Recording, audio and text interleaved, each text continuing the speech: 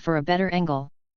"We gather here today not only to acknowledge bravery," the mayor began, "but also precision, resolve, and an unwavering commitment to protect this city." He paused. Over the last month, New York was placed in the crosshairs of one of the largest underground smuggling operations in modern history. Weapons, narcotics, human trafficking, and a staggering gold shipment meant to fund further violence around the globe. He looked down at the papers in front of him.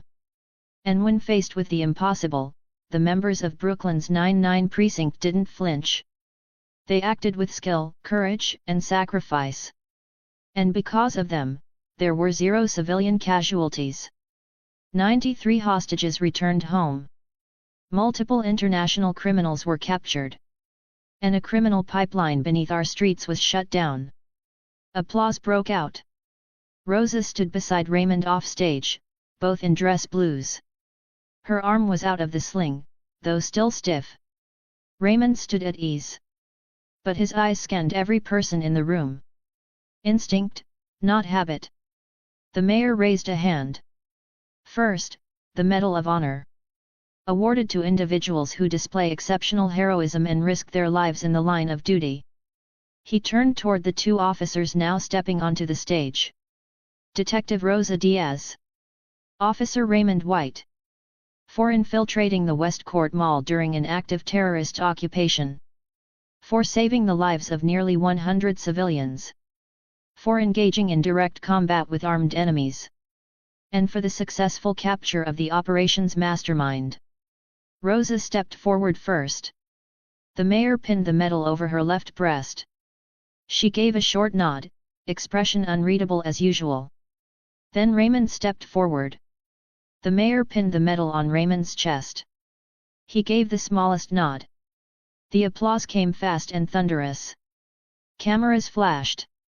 Rosa whispered as they stepped back, "This is so weird. I don't like this, but I am somewhat happy." Raymond replied, "Well, at least you are happy." The mayor raised his hand again. "Next, the Police Combat Cross. For performance of exceptional courage in the face of extreme danger during direct engagement." Jake stepped onto the stage with the grin of a man who couldn't quite believe this wasn't a dream. He straightened his already straight shirt and saluted with absolute seriousness. "For taking down a heavily armed smuggling unit. For recovering millions in illicit cargo at the Brooklyn morgue site." Jake's eyes flicked to the crowd, then to Amy, then back to the mayor. The medal was pinned to his chest. He gave a short, respectful nod. Then whispered to the mic, "Yippee-ki-yay," responsibly and with procedure. Laughter swept through the crowd. Jake stepped back with a wink at Terry, who was near tears. The mayor continued. "Finally, the Medal of Valor. For decisive bravery under extraordinary threat." Amy and Boyle stepped onto the stage together. Amy walked confidently, while Boyle appeared to be holding back tears. For penetrating enemy-occupied ground at Brooklyn Medical Center. For the identification and interception of the primary suspect, Ivan Preston. And for risking your lives to halt the spread of a biological and human trafficking operation. Amy stood still as a stone while her medal was attached. Boyle shook slightly but stood tall. They turned together and saluted. The ballroom burst into applause again. Jake whistled loudly from the crowd. Rosa smirked. Amy looked down once at the medal, then up at Holt. He gave a single, small nod. The mayor spoke again. "Let these moments remind us that beneath the badge, beneath the title, is the soul of the city. And in our darkest hours, it is these men and women who keep the lights on." More applause. The squad gathered afterward in a quiet side hallway behind the ballroom. The press swarmed the lobby. The mayor was giving handshakes. Civilians snapped photos of their heroes. Holt approached, flanked by Terry. He looked at each of them. "You brought honor to this precinct. You executed the plan with discipline, courage, and tactical genius. And you did it without ego." He turned to Raymond. "You've earned your place." "Fully." Raymond nodded. Jake threw an arm around Boyle and Amy. Well, we just made history. Amy looked at him. And we almost died. Jake grinned. But we didn't. So now, we celebrate. Rosa cracked a small smile. Dive bar. Drinks and food on me, Raymond said with a smile. 99 Precinct Briefing Room 6:49 p.m. The lights were dim. The door was locked. A half-eaten donut sat in the corner of the table, forgotten in the wake of conspiracy.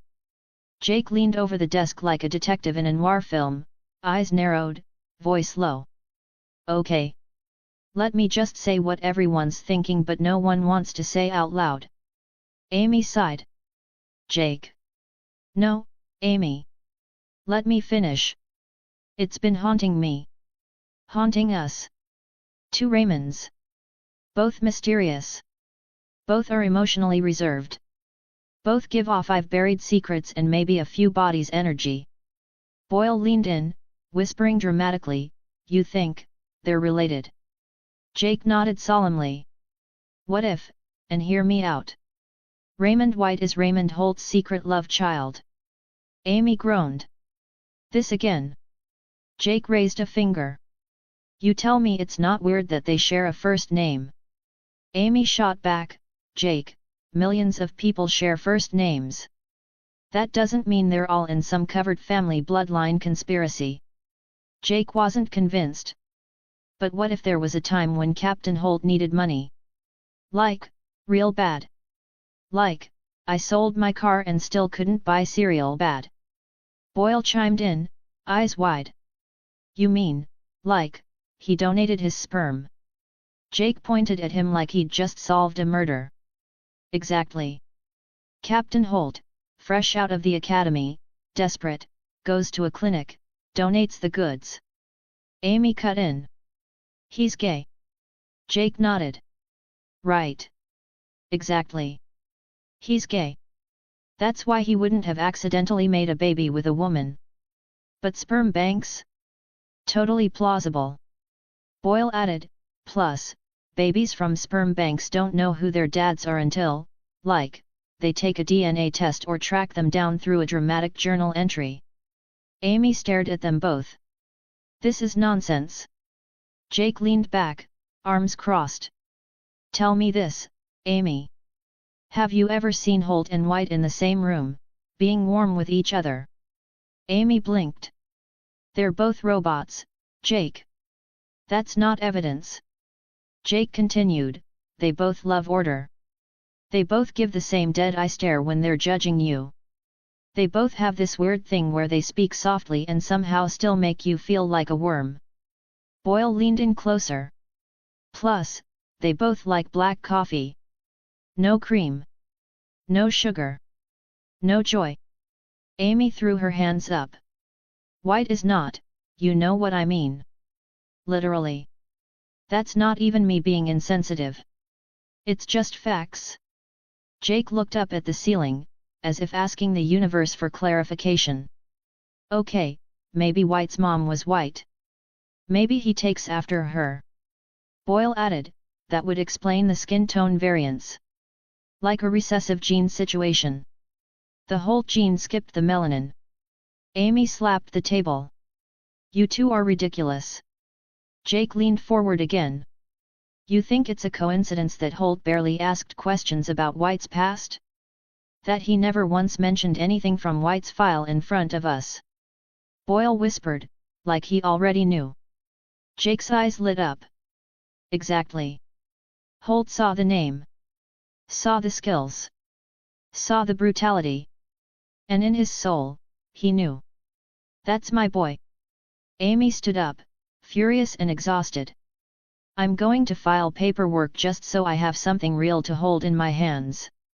As she stormed out, Boyle looked at Jake. You think there's a secret birth certificate? Jake narrowed his eyes. We're gonna find it. Boyle gasped. We're doing a stealth mission into White's files, aren't we? Jake smiled like a man about to lose his job. Oh, absolutely not. You saw how many dead bodies he left in that mall and his fight with that Russian guy, right? Then they called him the ghost. I don't want him to fold me in half. So, we are going after Captain's private diary. Precinct vending machine 7:03 p.m. The fluorescent light above the vending machine buzzed slightly, casting a blue tint over the hallway like a low-budget crime scene. Inside the vending machine, nestled between bottled waters and diet sodas, sat one lone smoothie. The last one. Strawberry banana. Cold and glorious. A beacon in a world of mediocrity. Rosa and Raymond stood shoulder to shoulder, both stone still, both staring at it like it owed them money. That's mine, Rosa said flatly. Raymond didn't move. Says who? Rosa turned her head half an inch. I've been drinking that brand for 3 years. It's on record. Check precinct camera logs. I stood right here last Wednesday and drank one during a robbery debrief. Raymond kept his eyes on the bottle. I don't care about camera logs. I saw you miss your last 3 shots at the range last week. Rosa didn't flinch. Wind drift. There was no wind. It was an indoor range. You were breathing loud. I wasn't even near you.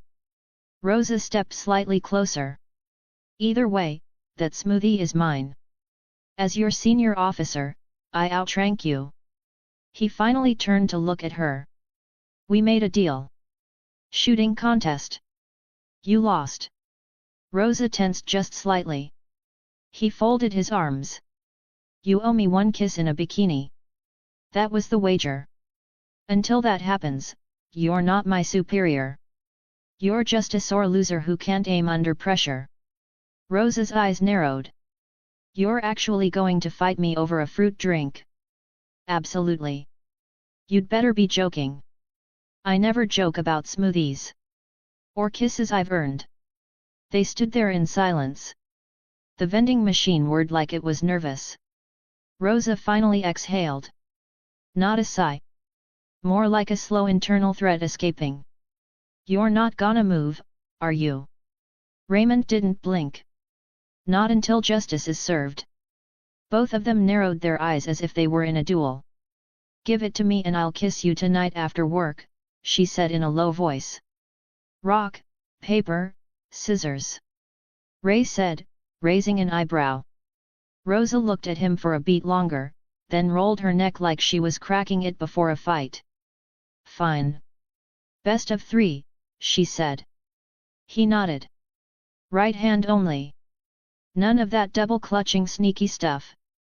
They turned to face each other like samurai in front of a smoothie shrine. Rosa raised her fist. Raymond mirrored. 1, 2, 3, shoot. Rosa, rock. Raymond, scissors. A sly grin tugged at her lip. 1-0, she said. Still early, he replied. 1, 2, 3, shoot. Rosa, scissors. Raymond, scissors. They both held, staring. Draw, Raymond said. No one blinks. Next. 1, 2, 3, shoot. Rosa, paper. Raymond, scissors. Raymond gave her a slow, smug look, the kind you want to punch or kiss. Maybe both.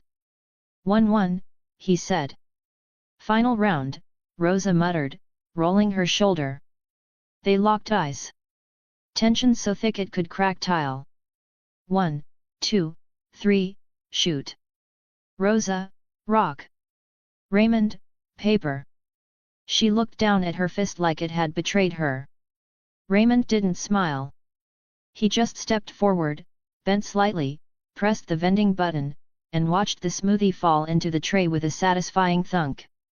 He bent down, grabbed the bottle, twisted off the cap, then took a slow sip, looking at Rosa's face. Then he put the bottle down from his mouth and licked his lips. He winked at her before walking away. Rosa made a mental note to beat the crap out of that sandbag in her home. Power Stones and Reviews PLS.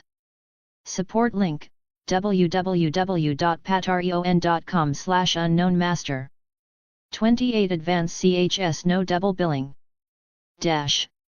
Chapter 15, Arson Case. NYPD 99 Briefing Room 9 a.m. The squad sat in their usual seats, nursing morning coffees, still carrying the quiet buzz of their recent commendations. The atmosphere, while light, shifted quickly when Captain Holt stepped to the front of the room with a remote in hand and a fresh file under his arm. His posture was even more rigid than usual, and his expression carried the weight of urgency. He clicked the remote. The first slide appeared, a scorched storefront. A toy store. The plastic signage had melted, the walls were blackened, and the only recognizable object left was a half-melted Tickle Me Elmo, contorted in agony. Holt cleared his throat. In the past 48 hours, Brooklyn has seen a series of targeted arsons. 4 toy stores have been completely destroyed by fire. All occurred between the hours of 2 and 5 a.m. Each location was hit with precision. Accelerants were used. The fires spread quickly. No alarms were triggered until it was too late. He clicked again. Another charred building appeared. Then another. A stack of stuffed animals, half incinerated, sat like a crime scene memorial in the last photo. Each site was equipped with CCTV systems. Yet none of them captured the arsonist, no images, silhouettes, and zero sign of forced entry. The footage either cuts out during the critical moments or never records the attack at all. We are running blind. Jake leaned forward and whispered to Boyle. I think we are dealing with a ghost. Holt turned to him. Not a ghost. This is a person. Possibly more than one. They know how to avoid surveillance, and they know exactly what they are doing. Amy raised a hand. Are these locations connected? Same owner? Same brand chain? Holt nodded slightly. We considered that. The first 2 belonged to a local chain. But the third was privately owned. The fourth belonged to a company that shut down last year and only reopened recently under new ownership. He moved to the whiteboard and wrote a single word in large black letters, why? The motive is unclear. Nothing was stolen, no signs of entry, and no demands so far. The fires are the message. But we do not yet know what the message is. Boyle shifted in his seat. So, someone's just torching toy stores for fun? Who hates toys that much? Jake raised a hand. Someone who never got a Red Ranger for Christmas. Amy frowned. Or someone may be trying to hide something. Toy stores are often used as fronts for smuggling operations. It's not uncommon thanks to the cheap retail space, easy product flow, and regular shipments. Terry leaned in, arms crossed. Could also be intimidation. Send a message to someone through fire. Or erase evidence. Holt clicked the remote again. A map of Brooklyn appeared with 4 red dots marked across it. The locations form a pattern. Roughly triangular, with the last point near the western edge of Crown Heights. That's where the fire occurred this morning. The FDNY is still processing the scene. Arson team confirms the use of industrial accelerants. Same type as the other 3. He set the remote down and looked at the squad. This is your new priority. I want patrols increased around any active toy stores in Brooklyn. I want every one of them catalogued, cross-referenced, and flagged. We are looking for purchase orders, break-ins, missing shipments, recent insurance claims, new hires, and old leases. I want eyes on everything. If this is about money, ownership, revenge, or even something more creative, we will find out. Jake raised a hand. Are we splitting up? Yes. Jake and Boyle will visit the latest scene. Coordinate with FDNY and interview any nearby residents or staff. Amy and Rosa will follow the business trail. Investigate owners, property managers, and anyone with a financial link to these stores. Use unmarked vehicles and keep your visibility low. I do not want our arsonist spooked. Jake leaned back in his chair and tapped the table with his pen like a detective in a bad cop show. So we're dealing with a guy who moves in silence, leaves no trace, and only comes out at night? That's pretty ghosty behavior. Ray, you sure this isn't one of your side gigs? Raymond didn't look up from his coffee. If I were behind this, I'd have burned all my targets at the same time. And you wouldn't even know till everything and everyone turned to ashes. Jake blinked with an awkward grin. Okay, wow. That was really unsettling. Like, compliment level unsettling.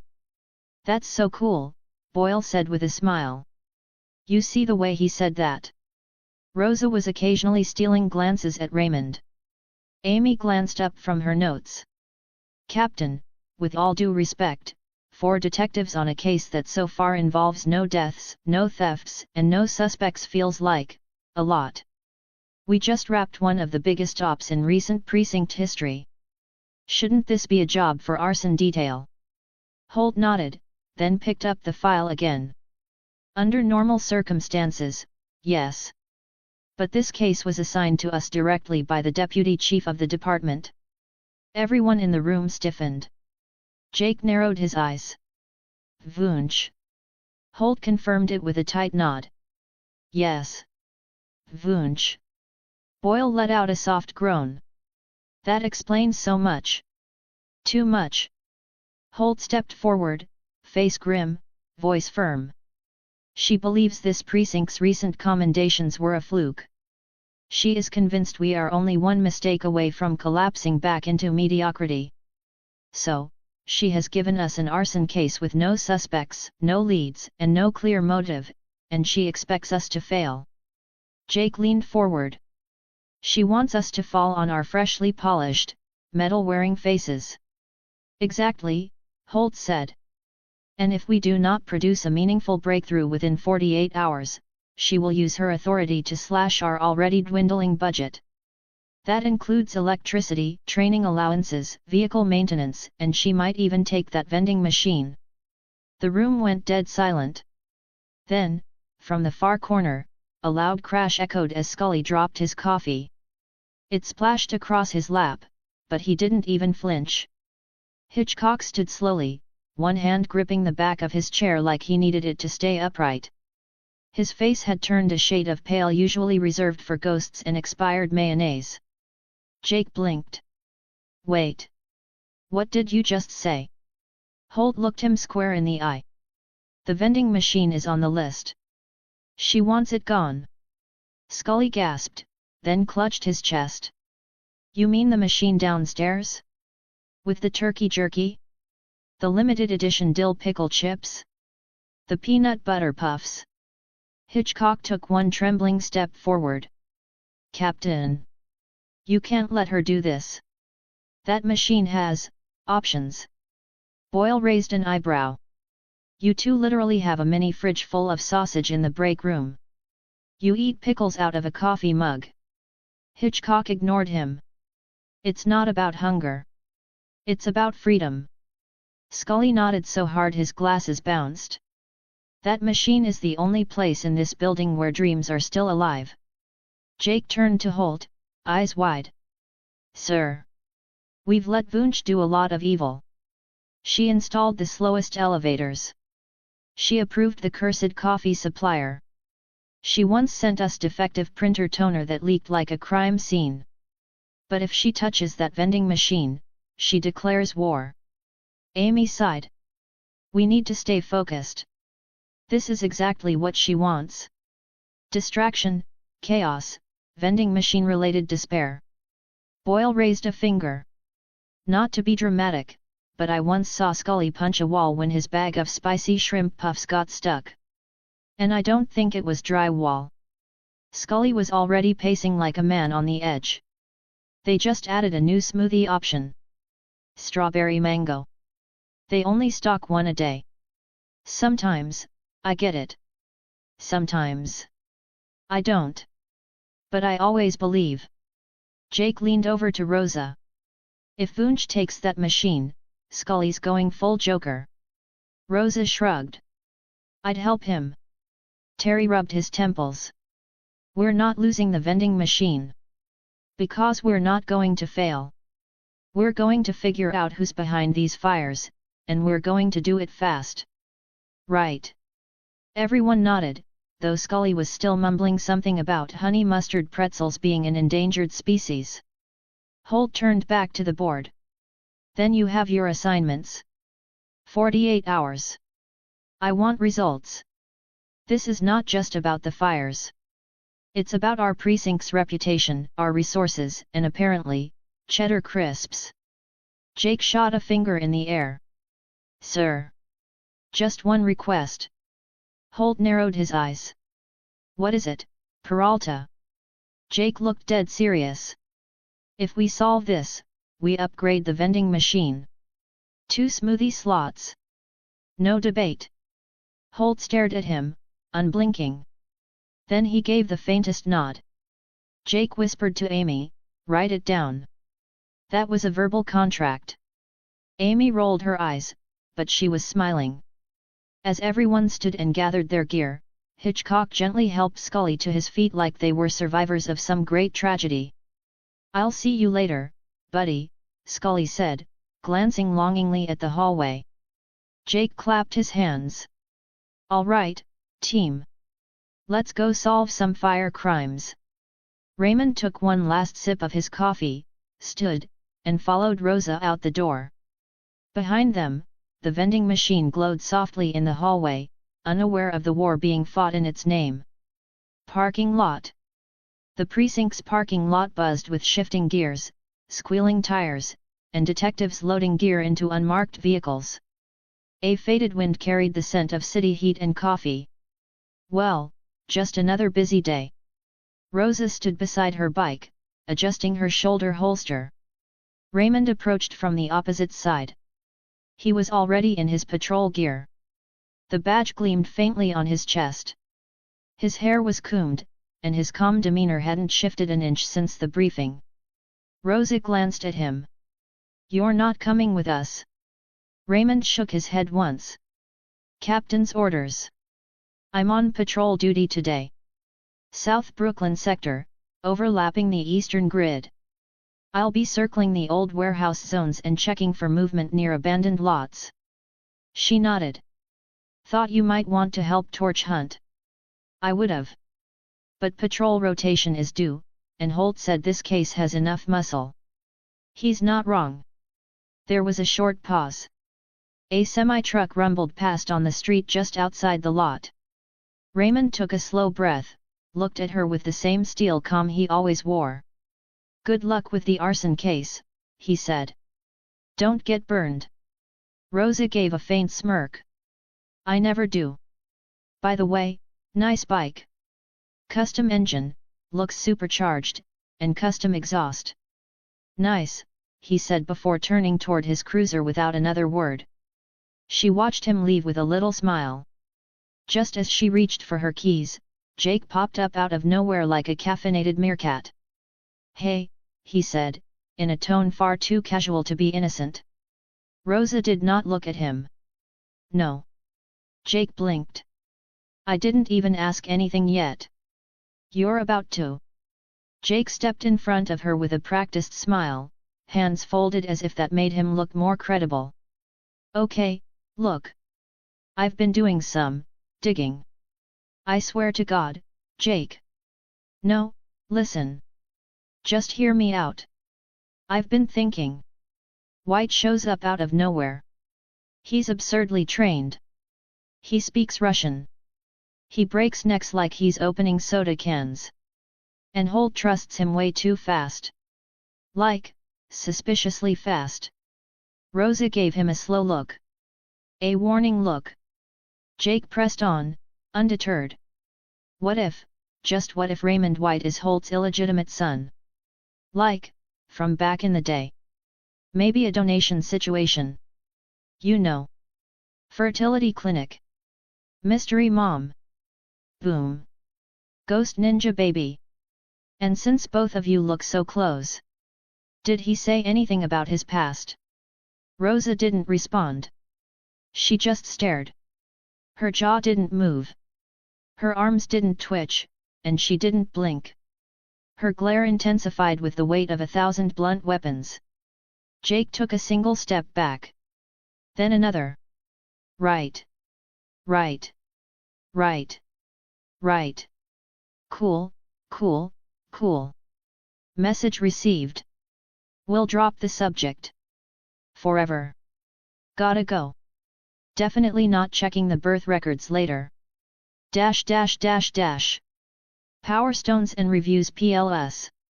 Support link, www.patreon.com/unknownmaster. 27 Advanced CHS No Double Billing. Dash. Chapter 16, 2 girls, 3 shots, and a coke. Need more Power Stones for stable updates. Dash. Brooklyn Industrial Strip. The unmarked car moved through a warehouse district east of Crown Heights. Brick buildings lined the road, their faded signs covered in graffiti. A soft jazz station played in the background, but neither detective was listening. Rosa drove with one hand on the wheel, sunglasses low on her nose. She hadn't spoken since they left the precinct. Amy sat in the passenger seat, flipping through the case file, but her eyes kept drifting sideways. Rosa finally spoke, eyes still on the road. What? Amy blinked. What? You keep looking at me. Amy shifted in her seat. No, I don't. Rosa rolled to a smooth stop at a red light. The brake squeaked faintly. She turned her head just slightly, brow raised. Ames. Amy sighed. Fine. Rosa let the silence stretch another beat. What? Amy closed the file folder on her lap and said carefully, I was just wondering what's going on with you and Raymond. Rosa didn't respond right away. The light turned green. She accelerated slowly, then pulled the car over near a row of shuttered storefronts and parked. The engine idled. She turned toward Amy now. What about me and Raymond? Amy shrugged, like it wasn't a big deal. I don't know. You two have been intense. Even for you. And I noticed how you look at him. Especially when he's not looking. Then, that weird smoothie standoff. You let him steal your smoothie. You don't let anyone touch your smoothies. Then you blushed and smiled when he praised your bike. Rosa pulled off her sunglasses and placed them on the dashboard. That wasn't blushing. That was heatstroke. Amy gave her a look. Fine, I was happy when he complimented my bike. That's it. There's nothing going on between us. Amy didn't let it go. She leaned back in her seat, crossed her arms, and gave Rosa the kind of casual side glance that was anything but casual. So, if nothing's going on, she said carefully, then you wouldn't have a problem if I asked him out. Rosa's jaw tightened, just slightly. Her eyes flicked to the windshield. She didn't answer right away. Amy waited. The hum of the engine filled the silence. A delivery truck passed in the opposite lane, trailing exhaust. Then Rosa finally spoke. You're not serious? Amy shrugged. I don't know. Maybe. He's smart, intense, and mysterious. Kinda terrifying in a cool way. He handled Sidorov like it was Tuesday. And honestly, he's hot. Like, ex-military movie poster hot. And we all know, he's a secret agent and he has a binder. A perfect binder. Rosa's hands stayed on the wheel. Her fingers tapped once. Then stopped. You want to date a guy who interrogated someone with Borat and Kids Bop? Amy smiled a little. Weirdly? Yet. That's resourceful. Shows creativity under pressure. Another pause. Rosa turned to her, not hostile, not cold. Just steady. If you really want to ask him out, Rosa said, go for it.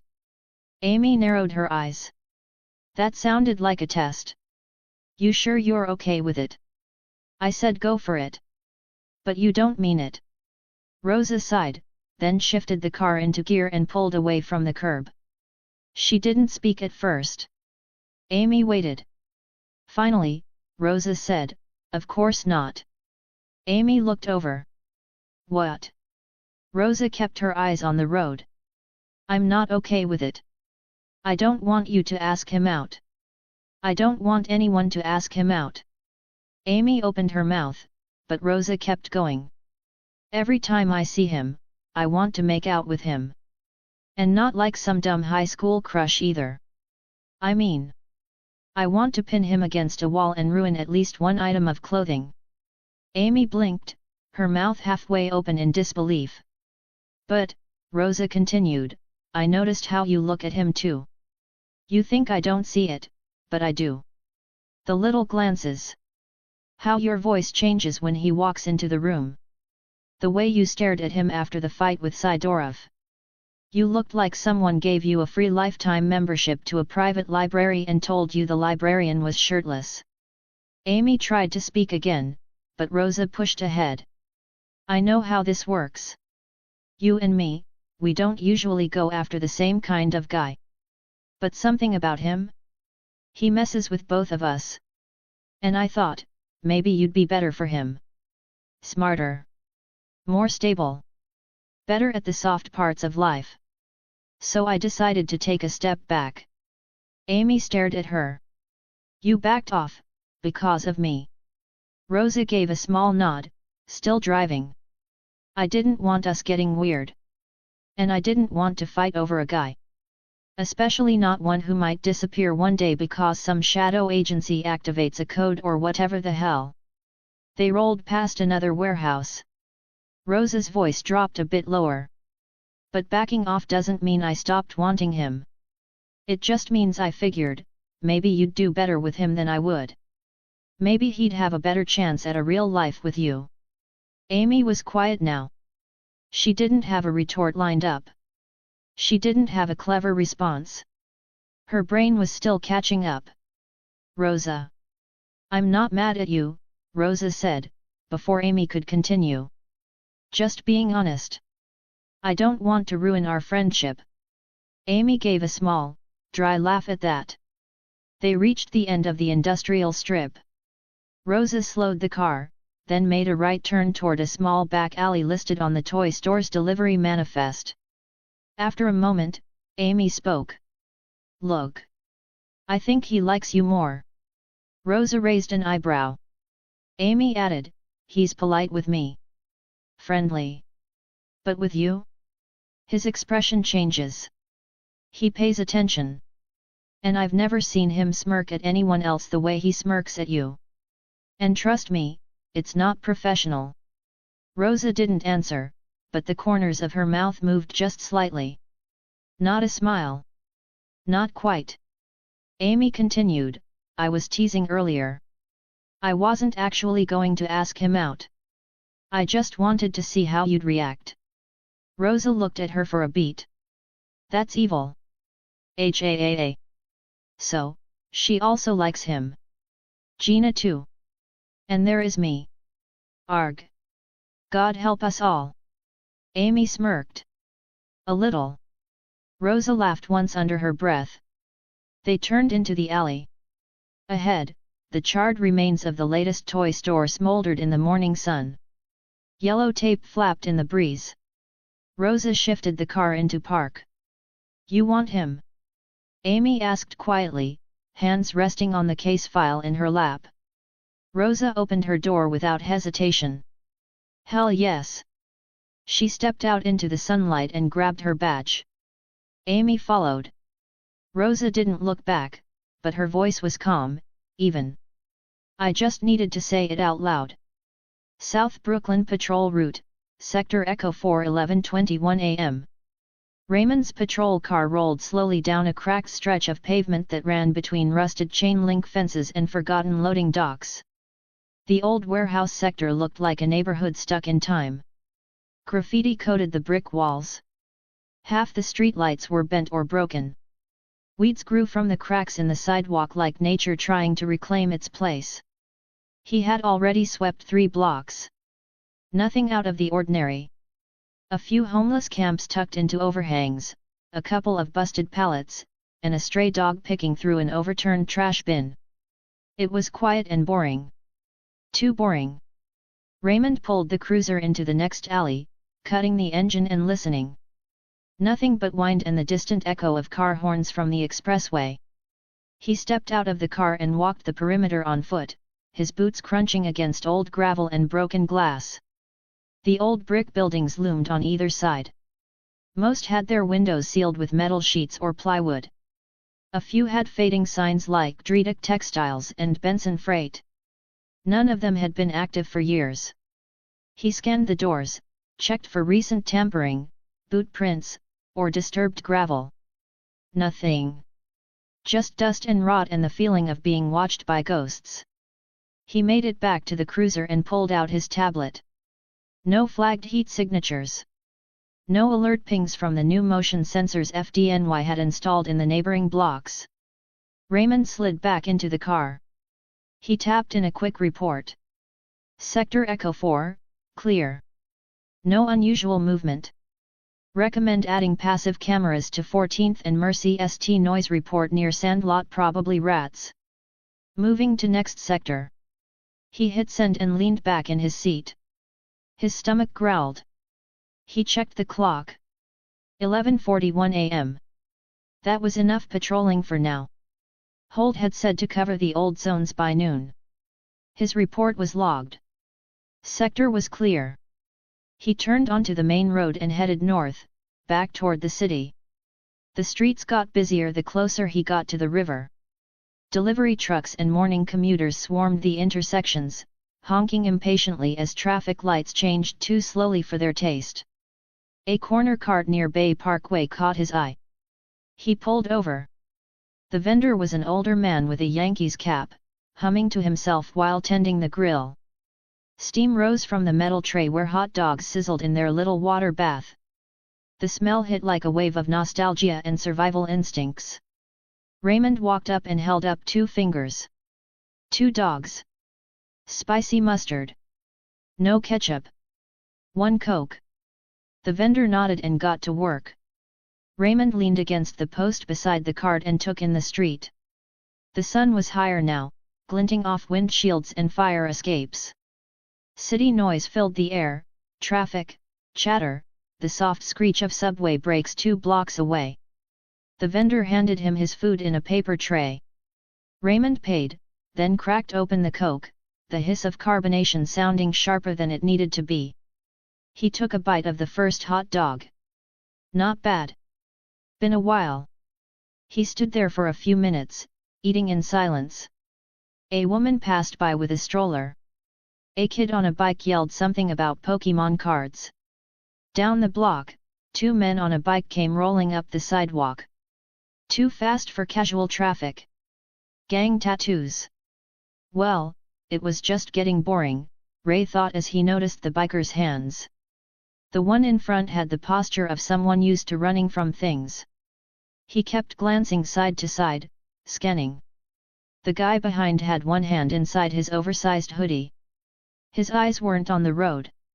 They were locked on a man standing at the crosswalk, waiting for the light to change. That man wore a business suit, a briefcase clutched tightly. He looked like a mark. Unaware. Raymond didn't move. He recognized that guy. He's the new owner of one of the burned-down toy stores. What a nice coincidence, he thought to himself. Taking another sip of his Coke, he crumpled the paper tray and turned toward the nearby trash can. To an outsider, it looked like just a regular guy tossing out garbage. In reality, he was just positioning himself. But his eyes were locked onto the biker's left hand. The hand that emerged from the hoodie, gripping a gun. He raised the weapon, arm extended, eyes locked on the target. Raymond moved without a word. He drew his sidearm in one clean motion and fired 3 shots. The first hit the guy on the back in the shoulder. The weapon flew from his grip and skittered across the pavement. The second round slammed into the front rider's foot. He screamed, and the bike wobbled. The third shot punched into the front tire. The bike's balance shattered. It flipped sideways in a sharp lurch. The 2 men hit the asphalt hard. NYPD. Don't move, Raymond ran toward them. Quick note, I did some quick search and found out that the cops can shoot without warning if the situation requires it. Power Stones and Reviews PLS. Support link, www.patreon.com/unknownmaster. 26 Advanced CHS No Double Billing. Chapter 17, They Don't Know Anything. 9-9 Briefing Room 7:02 a.m. next morning. The precinct's briefing room smelled like burnt coffee, fast food wrappers, and exhaustion. Everyone was there. Rosa slouched in her chair with a day-old scowl, a half-empty energy drink in one hand and a manila folder in the other. Jake sat at the edge of the table, chewing on a cold bagel and tapping a pen against his knee. Amy looked like she had been up for 30 hours and was running solely on caffeine and pure determination. Boyle was hunched over his laptop, eyes twitching as he cross-checked files. Terry paced near the whiteboard, muttering quietly while scribbling arrows between names and addresses. Terry misses his daughters. Raymond entered last, still in uniform. He dropped a file on the table and sat down without a word. Holt stepped to the front and looked around the room. He waited for her silence. It came quickly. No one had the energy to talk. "Let's go over what we've found," he said in his usual calm voice. Amy was the first to straighten up. The arsons were intentional. All 4 locations had expired leases tied to fake shell companies. The last store, Sweet Wonders Toys, was listed as having a new owner last year. However, that paperwork was backdated. The actual owner was someone different. Jake completed her thought. Richard Mendez. 54 years old. He was the original owner of the chain. Supposedly, he retired in 2004 and moved to Florida. But that was a lie. He has been here the whole time, using straw buyers and fake addresses to maintain control. Boyle tapped his laptop. "We pulled bank records. His name is connected to 6 LLCs. All traced back to Brooklyn real estate. All unoccupied properties." Terry looked up from the board. So he faked his retirement, moved his operations underground, and started moving money and product through the toy stores. When the first location was compromised last month during a failed burglary, he ordered them all shut down. Amy nodded. "That explains the arsons. They wanted to destroy the evidence before anyone could get close. He thought the fire would erase any traces. This was carefully planned, and they made it look like a perfect crime. They probably used some type of remote detonation from a distance." Holt gestured toward Raymond. "And the incident yesterday." Raymond opened the file in front of him. 2 suspects on a bike. Gang tattoos, armed, approaching Mendez at a crosswalk. One of them drew a weapon. The other was acting as a lookout. It was going to be a hit. Amy glanced at Rosa. Maybe someone inside his own network wanted him silenced. "Tie up loose ends." Rosa looked down at her file and flipped a page. "Or Mendez cut them off. We found text records from one of the phones.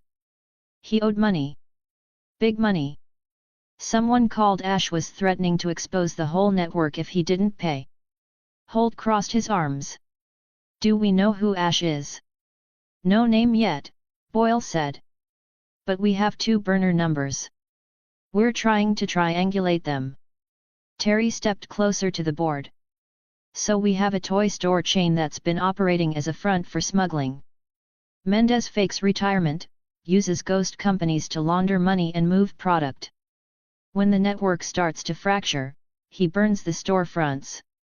And when the cleanup isn't enough, someone tries to clean him up." Amy added, "Which means this operation is bigger than just one man." Jake pointed at the center of the board. "And Ash might be the next link. Possibly the actual leader. Mendez could have been the front all along." Holt adjusted his stance, then stepped toward the center of the room.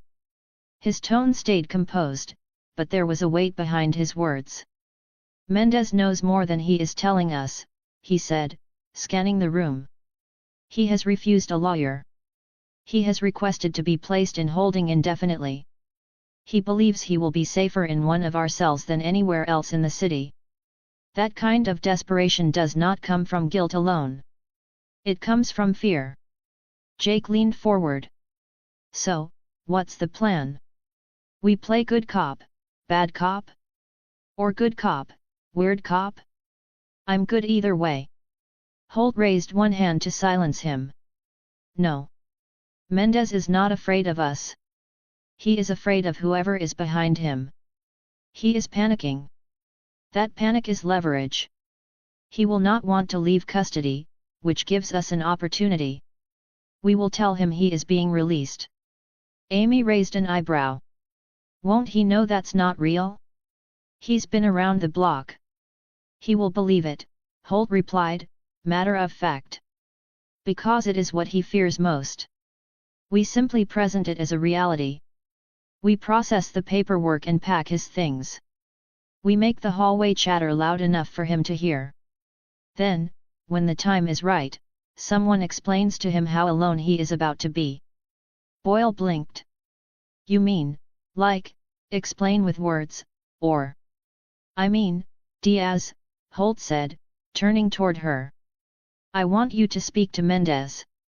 Make sure he understands what it will feel like to step outside this precinct with no one to protect him. Rosa smirked. Got it. Keep your tone measured. He must believe he has run out of time. If he thinks someone will be waiting for him on the other side of that door, his fear will do the rest. Amy spoke up. What if he still doesn't talk? Terry turned to her. For a guy with 6 kids, he values his life more than anyone's. He'll tell us everything. Jake nodded. Psychological pressure. Old school misdirection. Love it. Interrogation room. Richard Mendez sat with his hands clasped, fingers nervously twisting around each other. His blazer hung off his shoulders like it didn't fit anymore. He looked older than 54.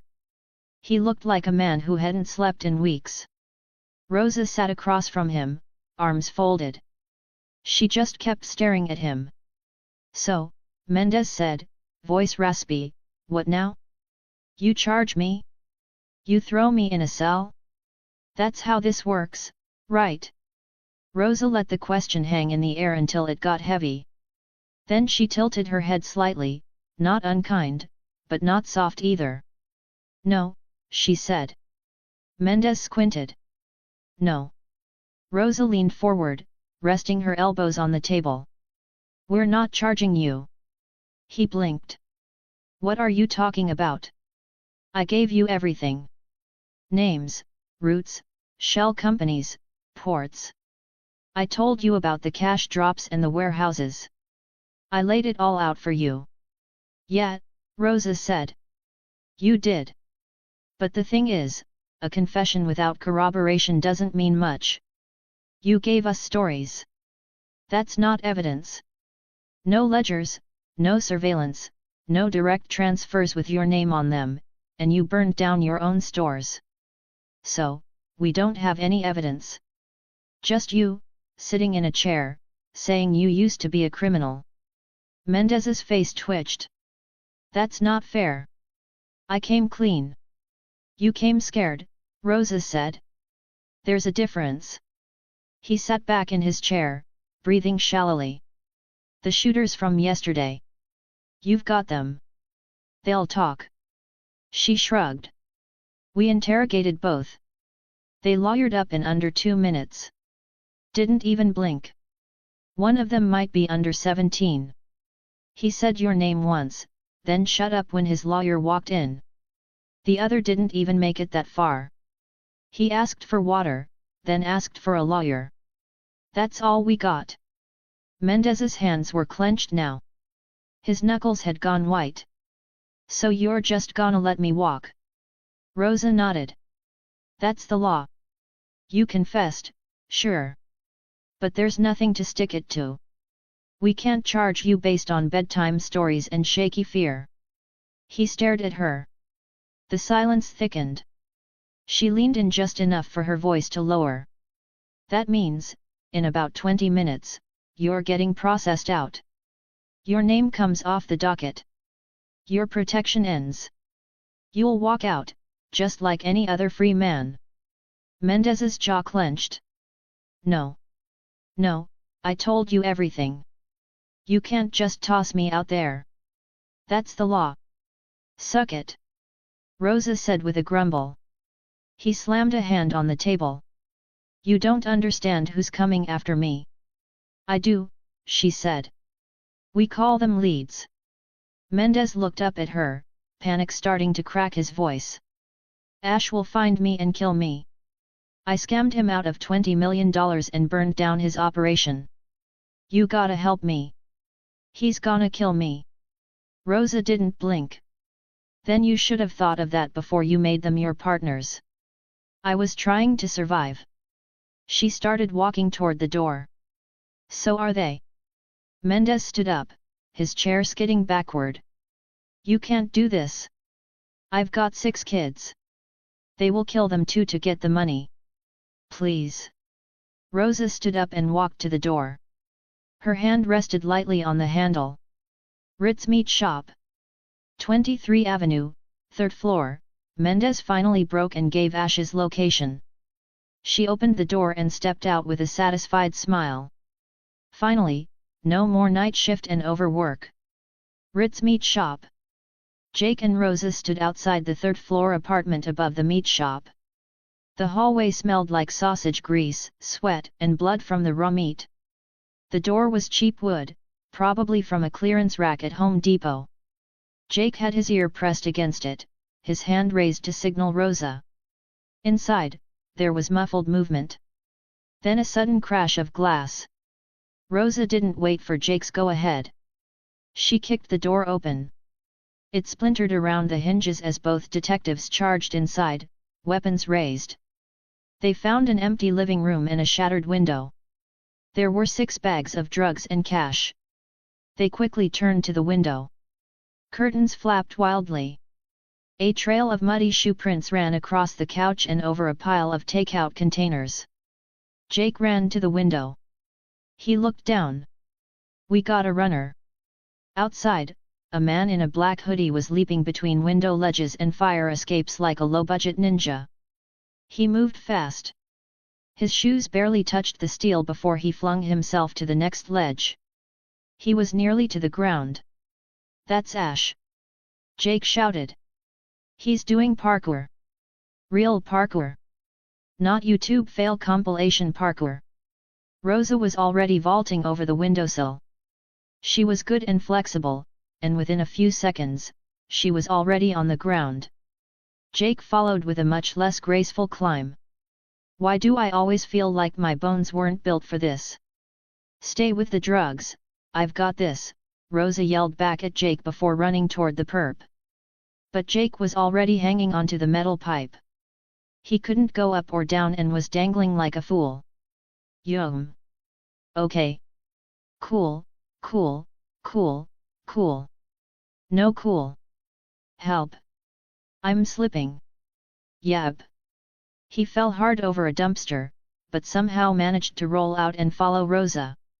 Down on the street, Ash sprinted past a fruit stand, shoved over a garbage bin, and darted around a parked ice cream truck. Then he hit the corner. And fate.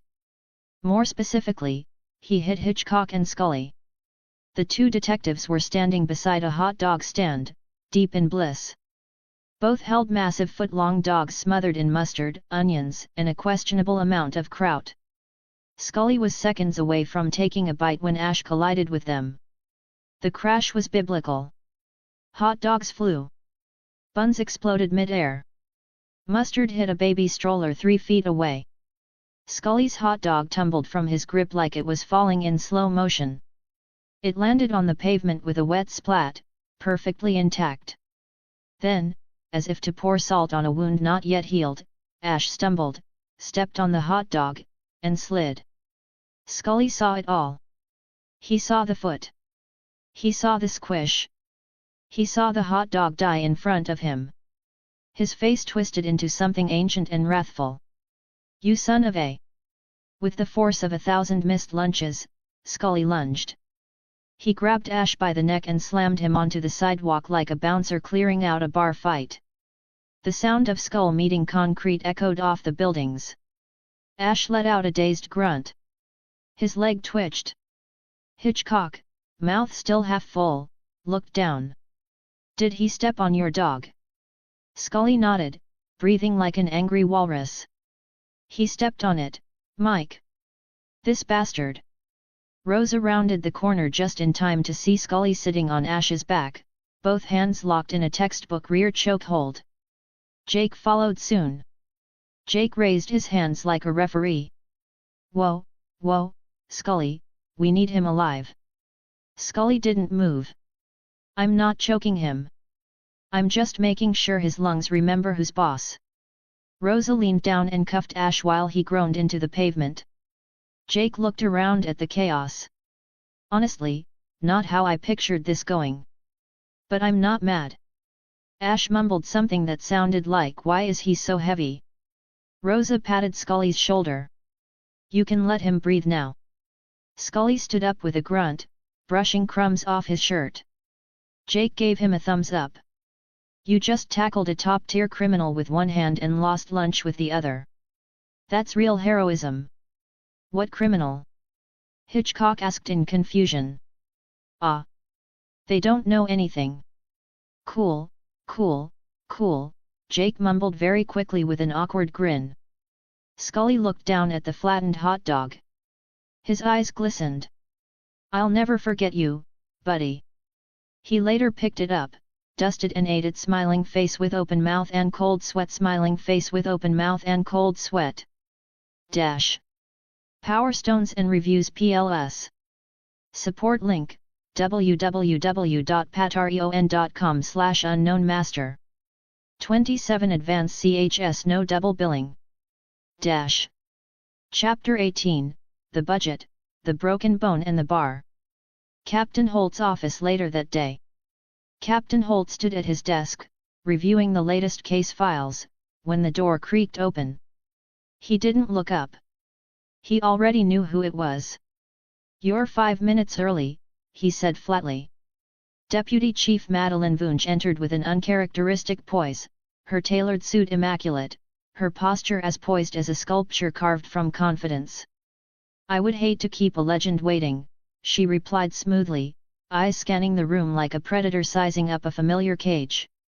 "Besides, you've been busy. That arson case. Quite the show." Holt set his file down and folded his hands behind his back. "My detectives were excellent. They worked tirelessly and neutralized a violent criminal operation in less than 48 hours. We recovered narcotics, weapons, and over $6 million in unreported assets. The team performed beyond expectations." He paused for exactly 5 seconds before saying, "As usual." Vunch walked to the window and looked out at the precinct lot. "I've read the reports. Raymond White disarming a gunman mid-hot dog. Rosa and Peralta climbing down from the 3rd floor with only parkour to chase the criminal. Scully leveling the ringleader with a single body slam. If I didn't know better, I'd say someone's turned this building into a military-grade operation." Holt's expression didn't change. "We are a well-led precinct. That is all." Vunch turned to him now, her face calm.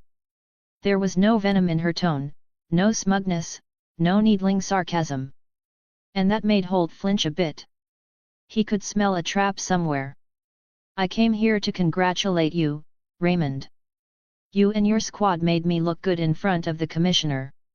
He was skeptical about the 9-9. "He isn't anymore." Holt narrowed his eyes slightly. "Are you being sincere?"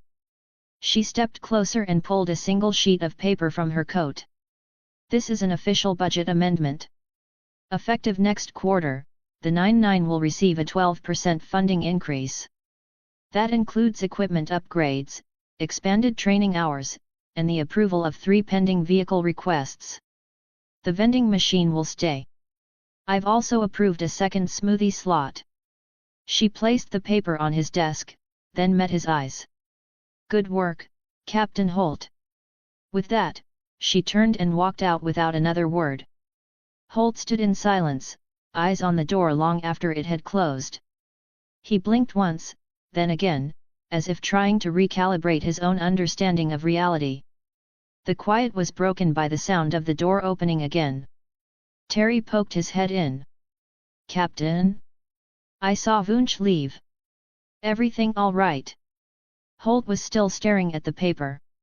"She gave us a budget increase." Terry blinked. "That's good news, right? 12%. Including the vehicles and the vending machine." Terry stepped into the room, confused. 12%. Holt continued. "Yes." And she smiled and praised the team. There was no insult, no backhanded compliment, no rhetorical booby trap. Terry approached slowly. "That's weird." "Deeply," Holt said. He looked down at the paper again. "Vunch never does anything without motive.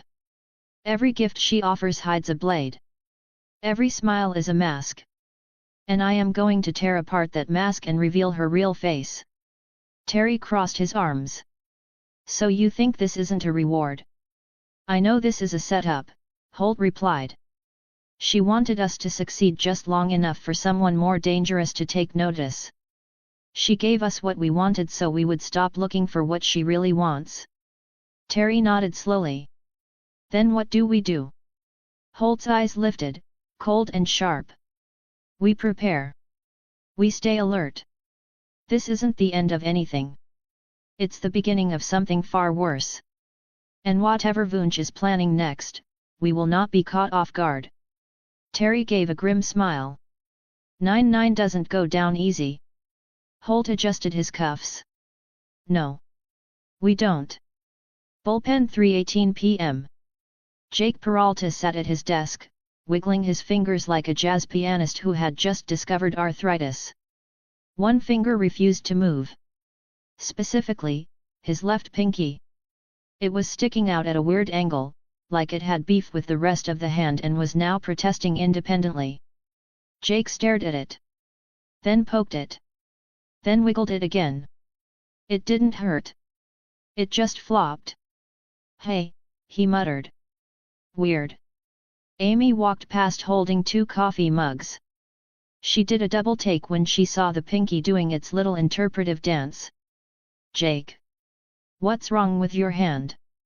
Jake looked up with a smile that said he definitely did not think this was a big deal.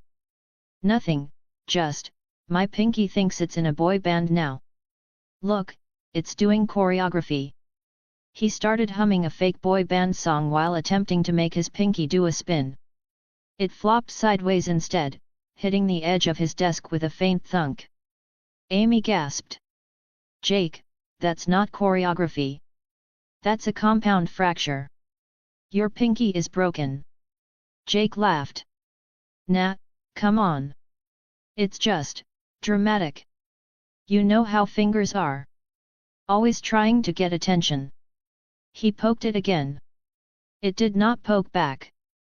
"Jake," Amy said, placing the coffee down like she was prepping for surgery. "When did this happen?" "I don't know. Maybe when I fell out that 3rd floor window and into the dumpster full of rotting cabbage. You know, classic Wednesday stuff." Amy's eyes widened. "You fell 3 stories into a dumpster and you didn't notice your finger was broken?" Jake shrugged. "I was more focused on my dignity. Which, by the way, is also in the dumpster." Boyle leaned over the partition. "Jake, your finger looks like it's trying to escape your hand. You need to go to the hospital before it falls off and joins the witness protection program." Jake waved him off with his good hand. "It's fine. Just a little pinky rebellion.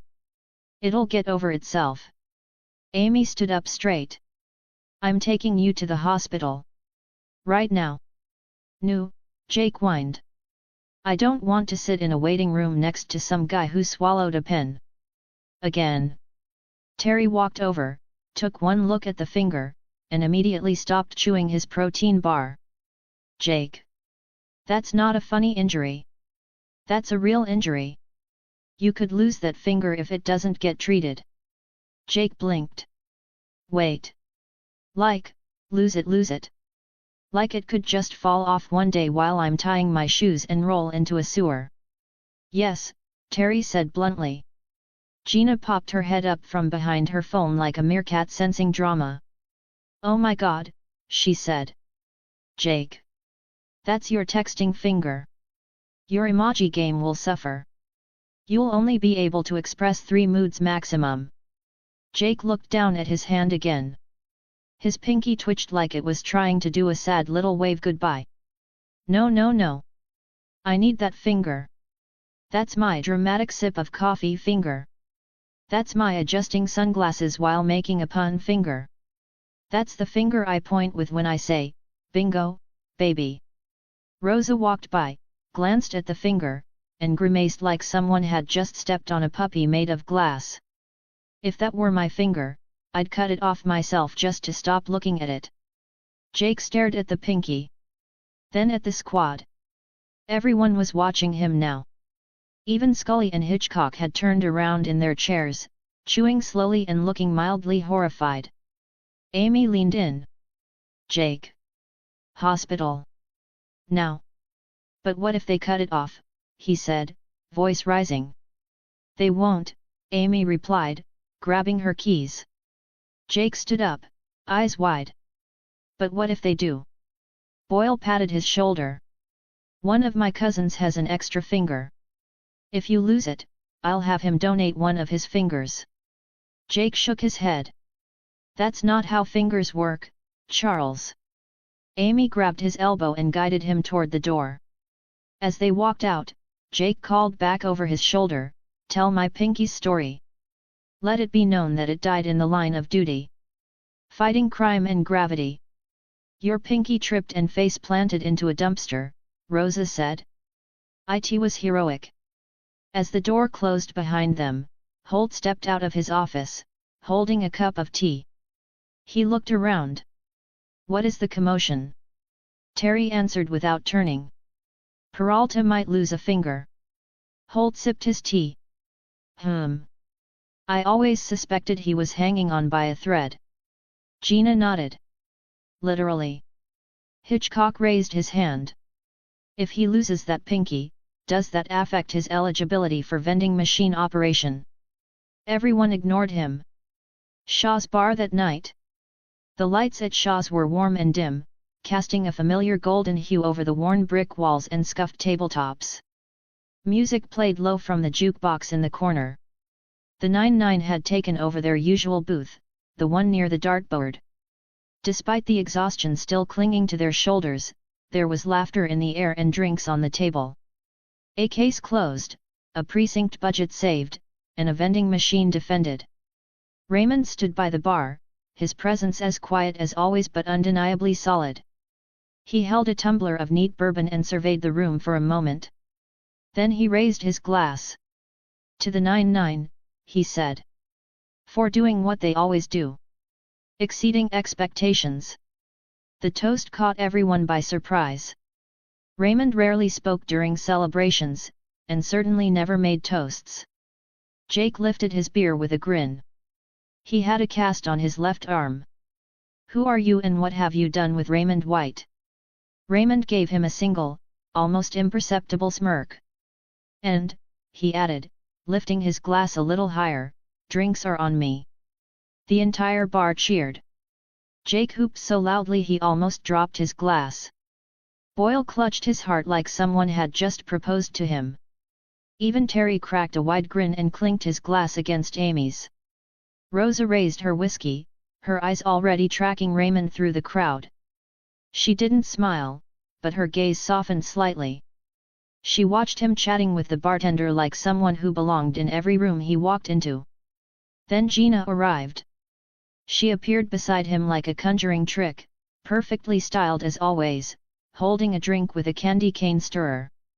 Rosa watched as Gina leaned in slightly, tilted her head, and started talking.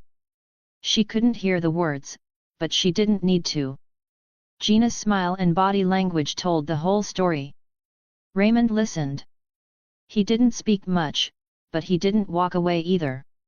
He tilted his head at something she said and gave a rare, actual smile. Rosa narrowed her eyes. Amy, across from her, saw it first. The sharp focus. The small shift in posture. The tension in Rosa's jaw that could chip granite. Then it happened. Gina laughed at something. She touched Raymond's arm lightly. She leaned closer, pulled her phone out, and handed it to him. He took it. His fingers moved briefly. Then he handed it back. Rosa felt her heart stall. Amy muttered, "Did he just give her his number?" Rosa's drink stopped halfway to her lips. Her eyes locked on the screen in Gina's hand as she tapped and smirked. And then, as if scripted by the universe to personally test Rosa's last nerve, Gina wrapped her arms around Raymond in a quick, light hug. It lasted exactly 2 seconds. It was enough. Rosa's body tensed like she'd just been plugged into a live wire. She placed her glass down too gently. She stood up like she was about to storm a bunker.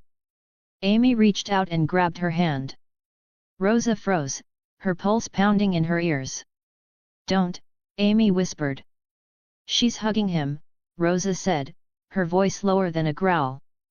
Amy didn't let go. "It's a hug, not a marriage proposal." "She got his number." "Wait. You don't have his number?" Amy asked in confusion since Rosa and Raymond most of the time worked together. "No," Rosa said. Amy's eyebrows shot up. "Are you telling me you've never asked for it?" Rosa shook her head slowly. "We talk in person. We work together. It never came up." Amy squeezed Rosa's hand once before letting go. "Okay, that explains the problem, but not your reaction. Gina asking for his number doesn't mean anything." Rosa looked back across the bar. Gina was now laughing with Holt and Scully while Raymond leaned against the counter, sipping his drink in silence. He was still close enough to Gina to look like part of the conversation. Rosa's voice dropped to something heavier. "It does if she uses it." Amy gave her a sidelong glance. "Rosa, didn't you say that you wanted to do certain things with him?" "Yeah. I did," Rosa said. "And then I watched someone else hug him before I got the chance to do anything about it." Amy leaned in. "So do something about it now."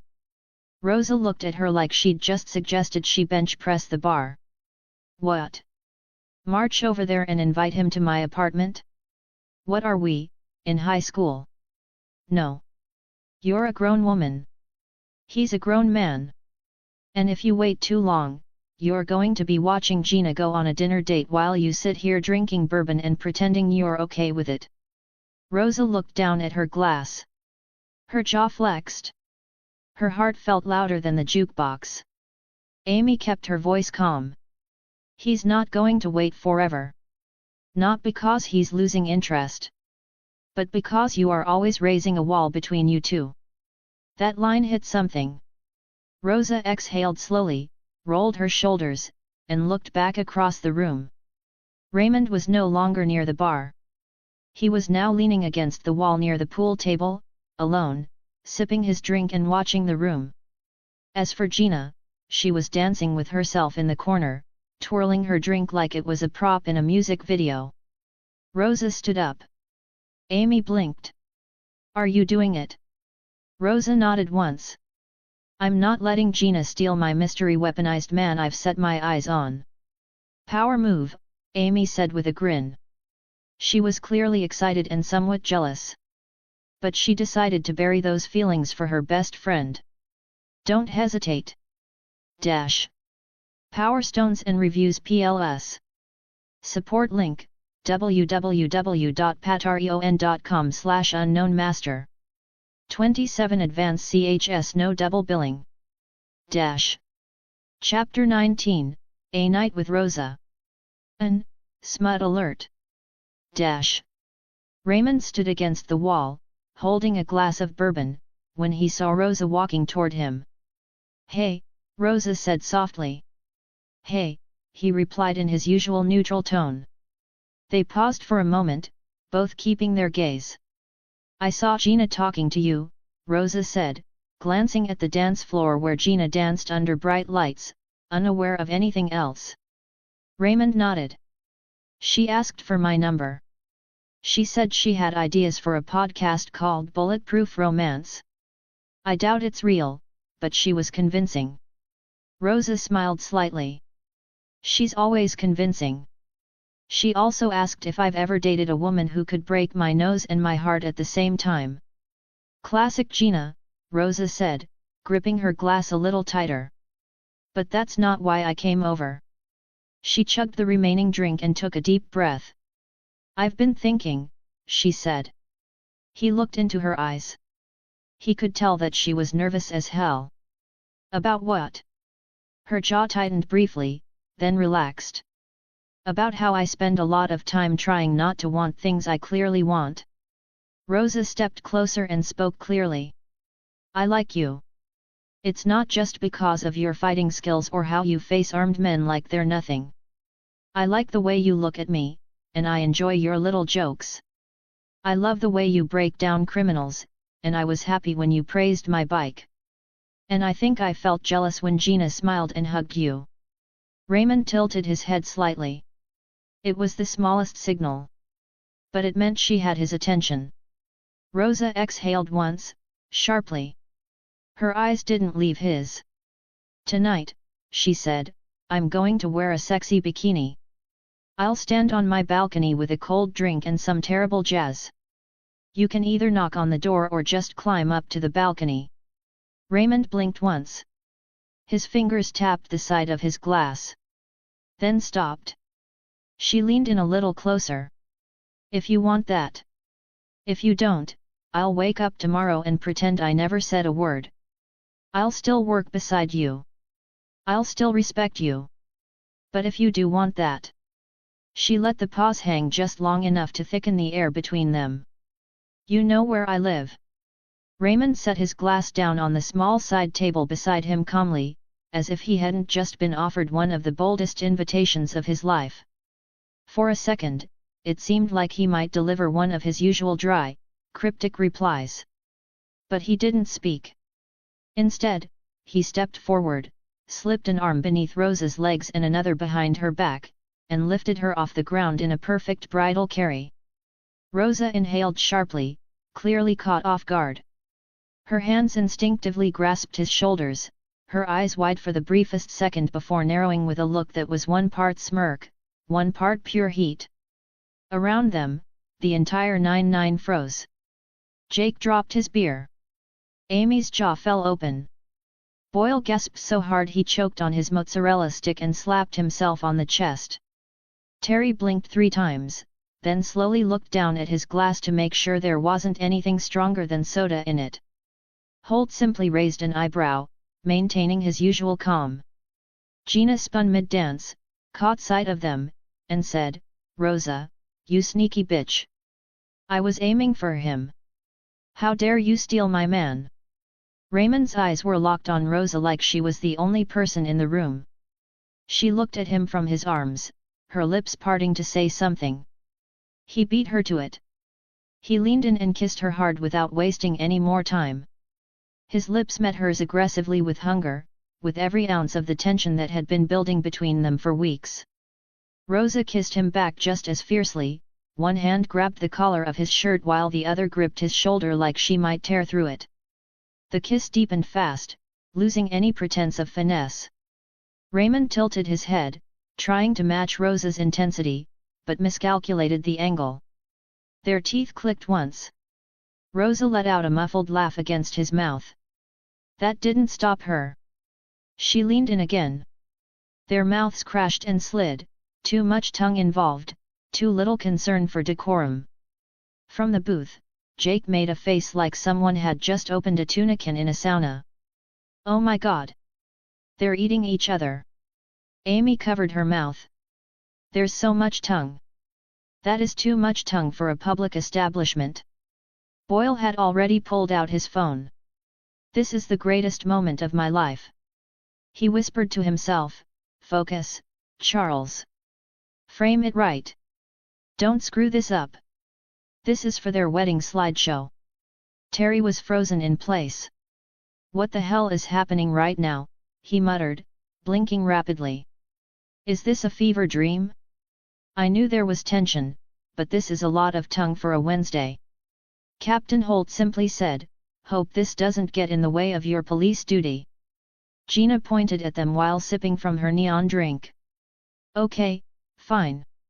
Respect. That was hot. I'm not mad. I'm turned on and mad. Hitchcock leaned over to Scully. I haven't seen that much tongue since Atlantic City, 2003. Scully nodded solemnly. That was a good night. Terrifying, but good. Rosa finally pulled back, breathing heavy, her eyes still locked on Raymond. She licked her lips and gave him a satisfied smirk. You're a good kisser, Officer White. Raymond's expression barely shifted, but his voice dropped low. So are you, Detective Diaz. Though I'm not sure we finished. She raised an eyebrow. You can finish that sentence later. At my place. Rosa's apartment. As soon as they entered through the door, Raymond pushed Rosa against the wall and began kissing her. She moaned softly as his lips devoured hers. Her hands roamed over his back, tugging at his shirt. He gripped her hips, pulling her closer, feeling the heat emanating from her body. His mouth traveled down her jawline, leaving a trail of wet kisses. Rosa's head fell back, her eyes closing as she surrendered to the pleasure. He kissed her neck, nibbling gently, feeling her heart racing beneath his lips. The sound of his own breathing grew heavy, echoing in the quiet apartment. Raymond pulled back, resting his forehead against hers. Both were breathing hard, their bodies still intimately close. He looked deeply into her eyes with a smoldering gaze before grabbing her shirt and ripping it open, revealing her black bra. Rosa narrowed her eyes and did the same. She ripped open his shirt, revealing his body. Rosa bit her lower lip as she admired the muscular contours of Raymond's chest, her fingers tracing over his chest, slowly moving down to his abs. So fucking hot. She panted, her hands wandering lower, gripping his waistband. Says the one raising the temperature. He unclasped her bra and threw the bra on the floor. Her big boobs were right before him. He cupped her breasts in his large hands, rolling her nipples between his thumbs and forefingers. She let out a loud moan, her head falling back, arching her back to offer more of herself to him. Then her hands left his waist, and she unbuckled his belt, pulling it off, along with his pants and boxers. His large, erect member sprang free, standing proudly. Rosa's eyes widened, her mouth slightly agape, but her lust for him overpowered her hesitation. He followed her suit and took off her jeans, along with her panties. Rosa smirked before walking seductively toward the dining table. Her naked ass looked divine. Raymond watched her every move, his eyes never leaving her body. His heart pounded as she reached the table and sat on it, spreading her legs. He walked toward her without breaking eye contact. He walked to her and went straight for her holy grail.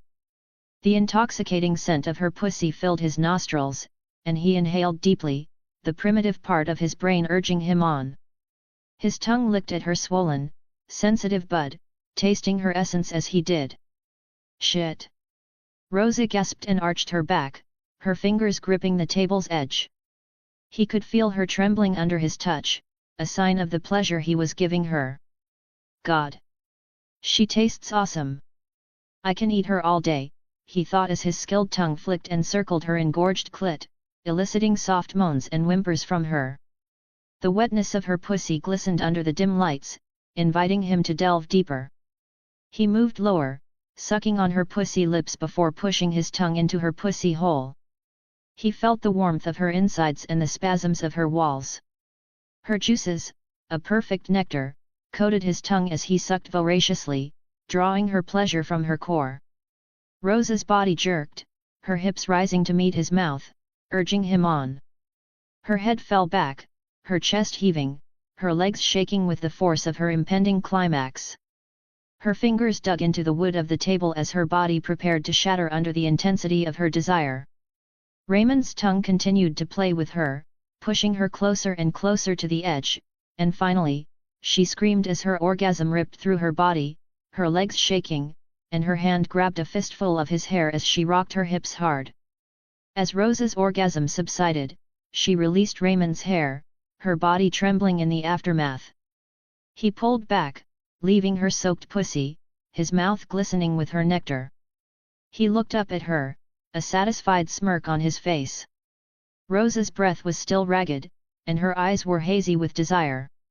"Fuck me," she whispered, the need evident in her voice. Raymond's eyes gleamed with lust, responding to her desperate plea. "Get on your fours," he ordered.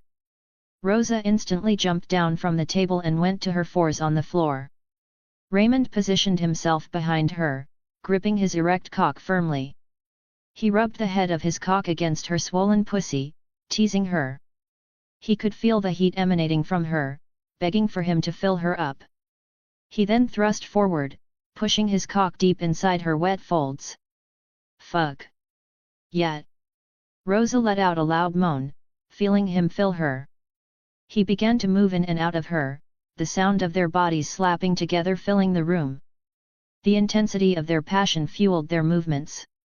Raymond gripped Rosa's hips tightly, pulling her back to meet his thrusts, pounding into her with a fervor.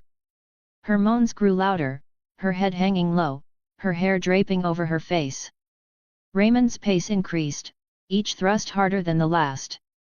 He leaned in and grabbed a fistful of her hair, the sudden tug making Rosa yelp. He used her hair like reins, pulling her back and forth with each thrust. The raw power and control he held over her heightened her arousal, driving her mad with need. "You love this, don't you, Rosa?" he growled, spanking her round ass, the sound of his hand meeting her flesh adding to the symphony of their passion. "Yes, oh God yes!"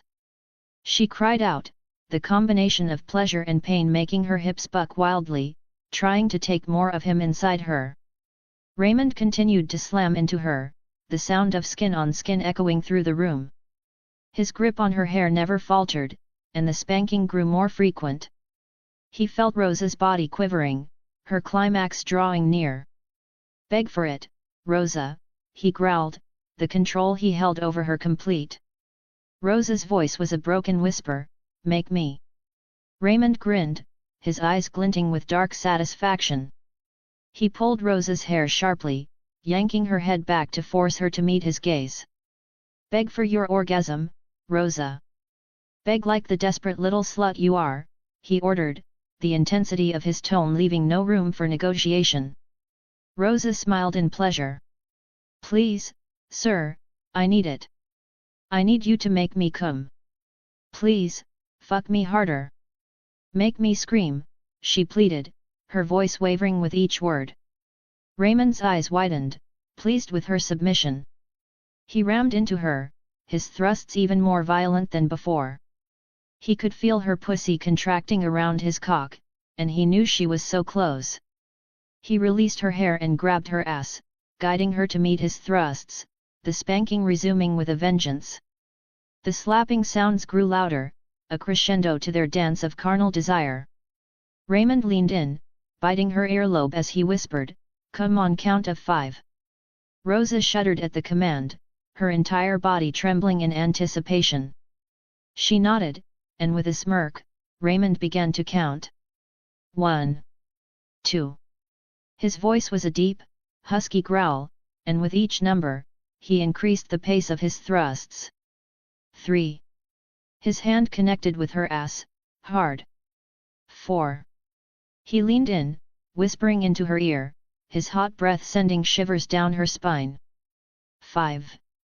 He pulled his cock out completely before slamming it in. Rosa's body jerked as her orgasm tore through her like a storm. Her pussy clenched around his pulsating cock. He was also close. So, as soon as her orgasm subsided, he pulled out of her dripping pussy and came all over her ass. Arg! As his hot seed coated Rosa's cheeks, she let out a contented sigh. His semen trickled down her thighs, and she felt a sense of satisfaction wash over her. She turned her head to look at him, her eyes soft and her lips curved into a smile. He stood there, catching his breath, and then reached down to help her up. Rosa wobbled on her knees for a moment, then found her footing, leaning against Raymond for support. "You're incredible," she whispered, her hand reaching up to cup his face. "And you're amazing," he responded, his thumb brushing against her lips. They shared a lingering, tender kiss, the intensity of their passion softening to a gentle, lingering warmth. Raymond's arms wrapped around her, pulling her close. Rosa rested her head on his chest, enjoying the steady beat of his heart against her cheek. "We should do this again, soon," she said, her voice tinged with desire. "Definitely," he agreed, a smile in his voice as his cock stood up again. Rosa felt his cock against her tummy. "Round 2?" he asked. "Cowgirl?" she asked back. "On the bed. Let's go." Power Stones and Reviews PLS. Support link, www.patreon.com/unknownmaster. 26 Advanced CHS No Double Billing. Chapter 20, Morning Rush. Rosa woke with a sudden jolt, her body rigid, eyes snapping open as if some unseen alarm had gone off in her head. She scanned the room, confused for a moment, until she realized she was in her own bed.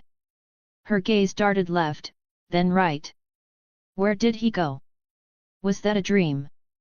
A quiet panic hit her, but it was short-lived as she lifted the blanket, and yup, she was naked. The memories from the night before came rushing back like a flood. The sex was intense, passionate, and exhilarating, and not to mention, they went 4 rounds in a row. The smile that crept across her lips was involuntary. She stretched her arms above her head, taking in the aftermath of it all, feeling sore but satisfied. Pushing the blankets off, she swung her legs over the side of the bed and stood. The cold morning air sent a shiver through her, but she didn't mind. Rosa walked silently across the room, completely naked. "She wants some cold water." As she walked into the kitchen, she froze for a moment. Raymond was there, his back to her, dressed only in his briefs, his muscular frame bending and lifting with every handstand push-up. His movements were fluid, effortless, and strangely graceful for someone in such an extreme position. Rosa slowly walked to the fridge, took out a water bottle, and leaned against the kitchen counter, watching him for a second longer than she intended. She took a long, slow sip from the water bottle as she let her imagination run wild. "I'm gonna cover him in smoothie and lick every part of his body. So fucking hot." Finally, she smirked and spoke up. "Are you always this intense in the morning?" Raymond didn't break his rhythm, but a small smile tugged at the corner of his lips. "Keeps the muscles sharp," he said without missing a beat, voice still low and focused. Rosa watched him for another moment before rolling her eyes. "Right. And I thought I was the crazy one." She took another sip of her water, trying to hide the grin that was threatening to spread across her face. After a few more push-ups, Raymond slowly lowered himself to the floor and stood up, wiping a bead of sweat from his forehead. He turned toward her, his eyes catching hers with that quiet intensity that had drawn her in last night. "You look like you're in a good mood this morning," he said, voice filled with amusement. "Wow! She is so sexy and naked." Rosa raised an eyebrow. "I'm just enjoying the view." Raymond chuckled softly, stepping closer. "Glad I could provide some entertainment." Rosa laughed, setting the bottle down on the counter. "I didn't realize I was living with a fitness fanatic now." Raymond shrugged, a playful glint in his eyes. "I'm a man of many surprises." She couldn't help but smile. There was something about him, something beyond the physical. His calm demeanor, his way of holding himself, and everything about him made her feel like she'd stepped into a different world. But this wasn't just about last night, about what they had shared. It was about something else. Something that felt a little dangerous but impossible to ignore. Rosa's thoughts were interrupted when Raymond took a step closer, looking down at her with a glint of mischief in his eyes. "You know," he said casually, "if you keep staring at me like that, you might get me to do something even crazier than push UPS. Rosa smirked at Raymond's challenge, feeling a mischievous spark ignite within her. "Oh, I'm sure you could," she teased, stepping closer, her eyes locked on his with a playful glint. "But I think I have a few ideas that might top even the handstand push UPS. He raised an eyebrow, the smallest trace of a grin tugging at the corners of his mouth. "You think so?" he asked, his tone just the right amount of cocky. Rosa didn't answer right away. Instead, she moved closer, brushing past him just enough to let her hand graze his chest. The light touch made him stiffen, but she wasn't done. Without warning, she placed her hands on the kitchen table, turned around, and bent over it, looking back at him with a cheeky smile. "How about we see what you've got, Mr. White? Well, unless you are too tired after last night." Raymond stood still for a moment, clearly caught off guard, but only for a second. Then, without saying a word, he took a step forward and lifted her easily off the table. Rosa didn't even have time to protest as he spun her around and kissed her with a hunger that mirrored the one from the night before. There was something about this, something about the chemistry between them, that made everything feel like it was in fast forward. One thing led to another, and before long, they were tangled up again, having sex on the table and then on the floor and then on the couch. Finally, they ended up under the shower. They have completely forgotten about the time. When they came out of the shower, they were still kissing each other. But then, the sound of a phone ringing from somewhere in the apartment snapped them both out of their momentary bliss. Raymond froze, eyes darting toward the phone on the counter. "Oh, no," Rosa groaned, pulling away reluctantly. "Is that?" "Yeah," Raymond muttered, glancing at the phone. "My alarm." They both ran to the bedroom and scrambled to pull themselves together, but in the chaos, their clothes somehow seemed to get more tangled rather than less. Rosa yanked her shirt on backwards while Raymond was still trying to do up his pants with one hand. The phone rang again. "Shit!" Rosa cursed under her breath. "We're going to be so late." "Not if we can get dressed fast enough and lucky enough to not run into any traffic on the way," Raymond replied, sounding strangely calm for someone in the middle of this ridiculous race against time. He threw on his shirt in record time, missing only one button.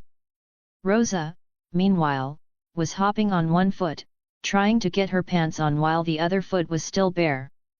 5 minutes later, Rosa zipped up her jacket and grabbed her helmet, barely noticing how much of a rush she was in. She was still buzzing from the morning's chaos, and it felt like the universe was out to test how quickly they could pull themselves together. "Ready?"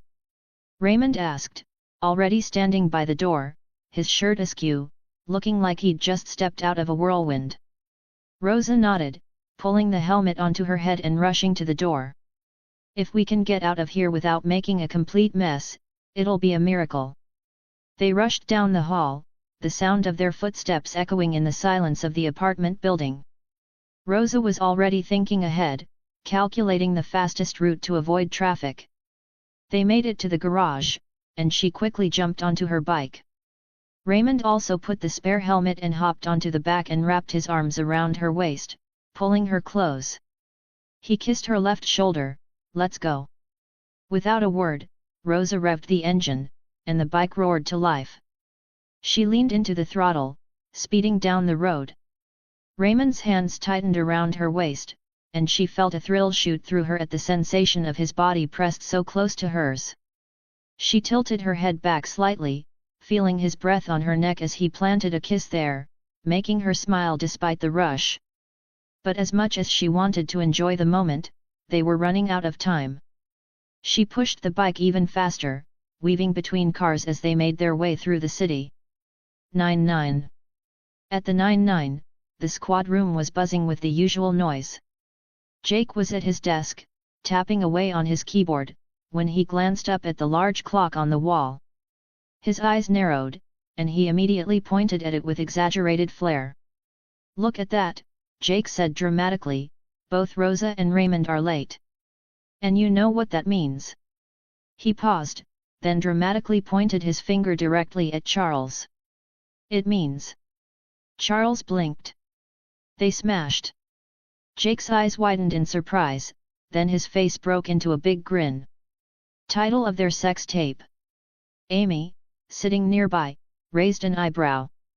"Jake, do you really think that's the only explanation? Maybe they just..." "Nope." Jake interrupted, not even letting her finish. "There's no way they didn't smash. You do remember last night, don't you?" "There is no doubt about it." Boyle, who had been silently munching on his breakfast, suddenly chimed in. "I think it's adorable. I mean, it's Rosa and Raymond. Who else could make it work with all the tension and crime fighting going on?" Jake immediately turned to Boyle, pointing an accusing finger. "And there it is. The perfect opportunity for Charles Boyle's love log." Boyle gave a thumbs up and a proud grin. "When they do finally make it official, I'm totally making a PowerPoint presentation and plans for their marriage. It's going to have a theme song. You'll all love it." Terry, who had been busy reading a file at his desk, finally looked up, perplexed. "So, we're just gonna ignore the fact that we're supposed to be doing actual police work here?" Just then, Holt walked in. He went to the downstairs floor to talk to an officer. He glanced at the clock, then back at his officers. He noticed Rosa's empty chair and caught a little bit of their chatter.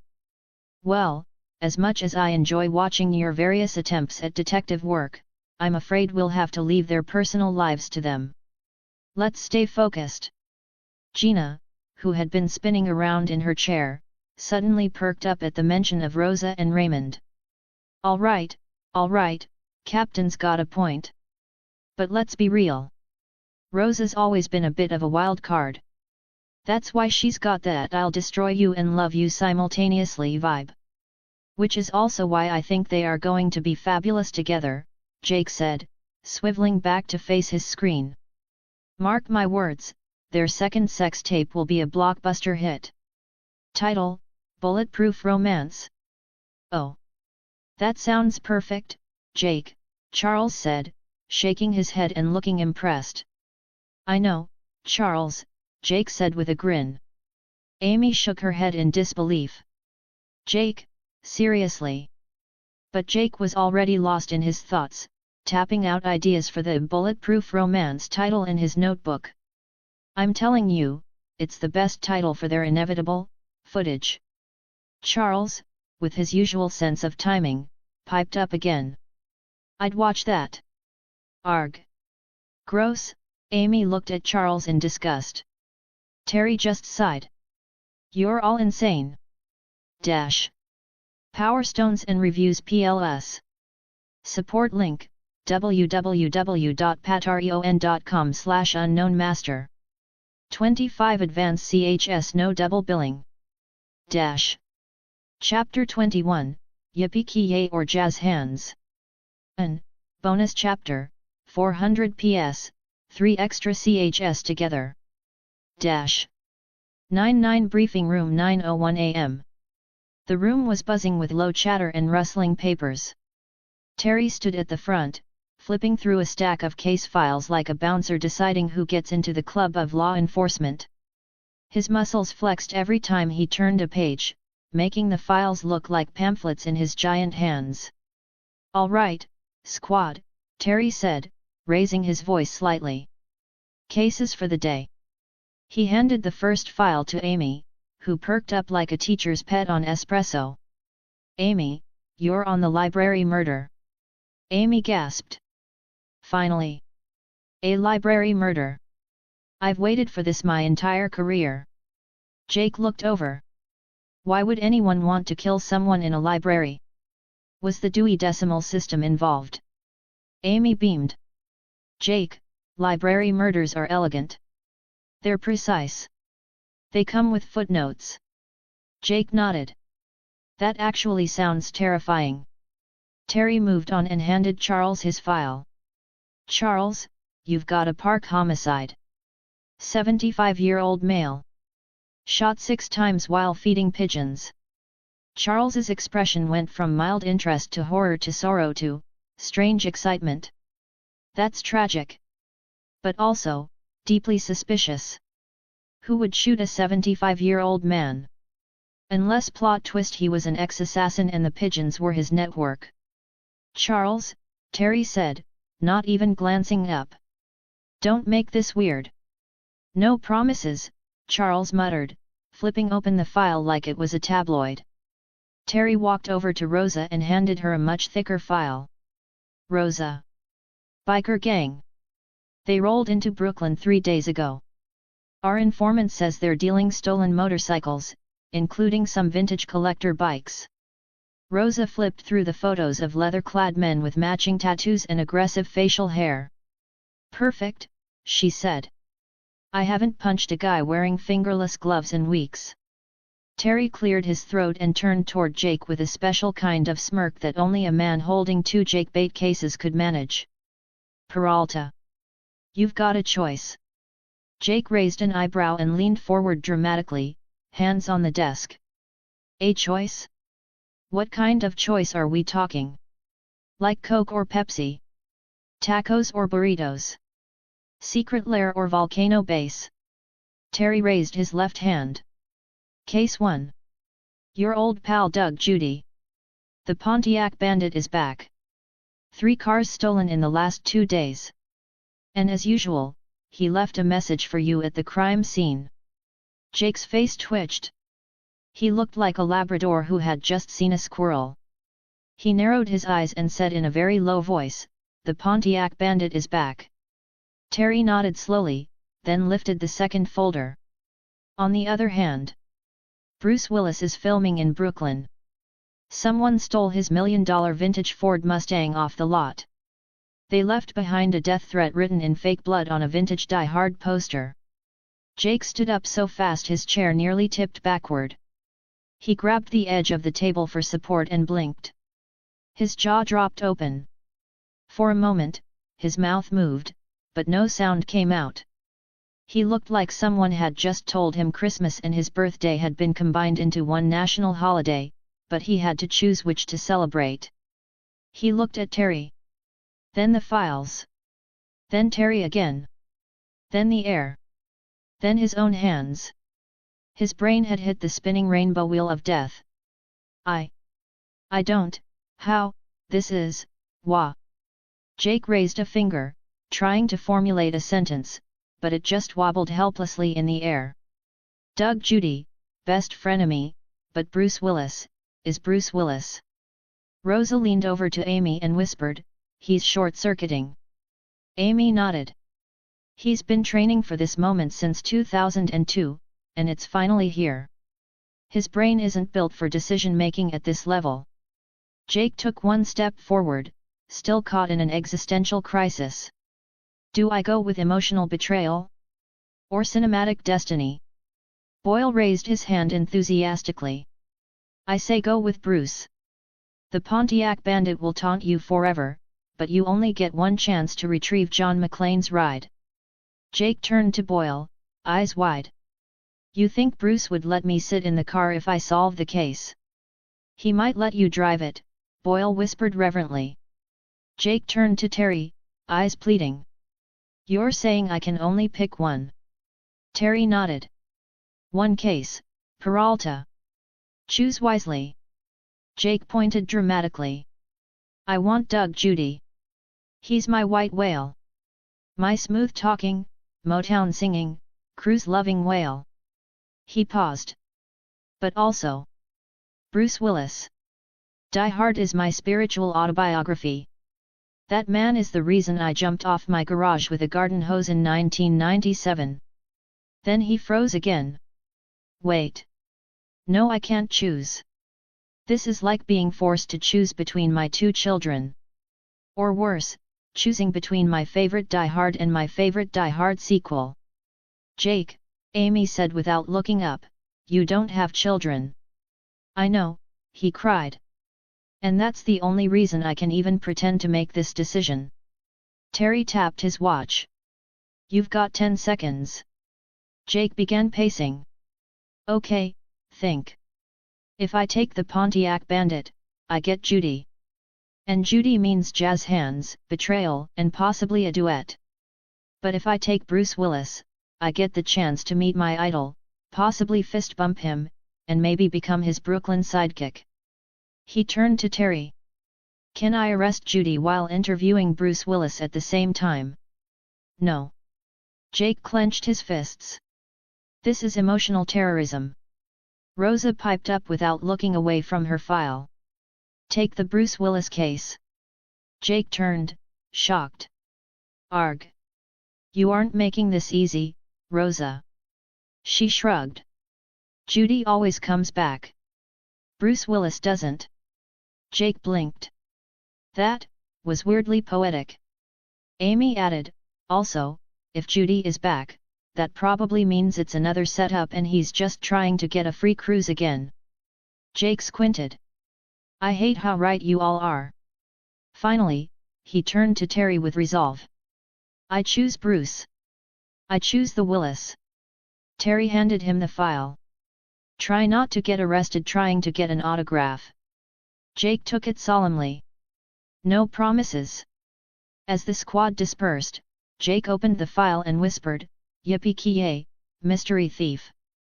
Your days are numbered. From across the room, Rosa muttered, please don't say that to Bruce Willis's face. Jake grinned. Oh, I'm definitely saying it to his face. Terry sighed deeply and handed out his final file to the janitor by mistake.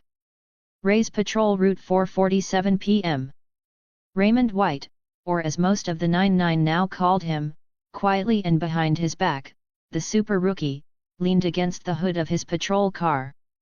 He took one last bite of his hot dog, eyes scanning the street like a hawk disguised as a man with mustard on his chin. It had been a productive day.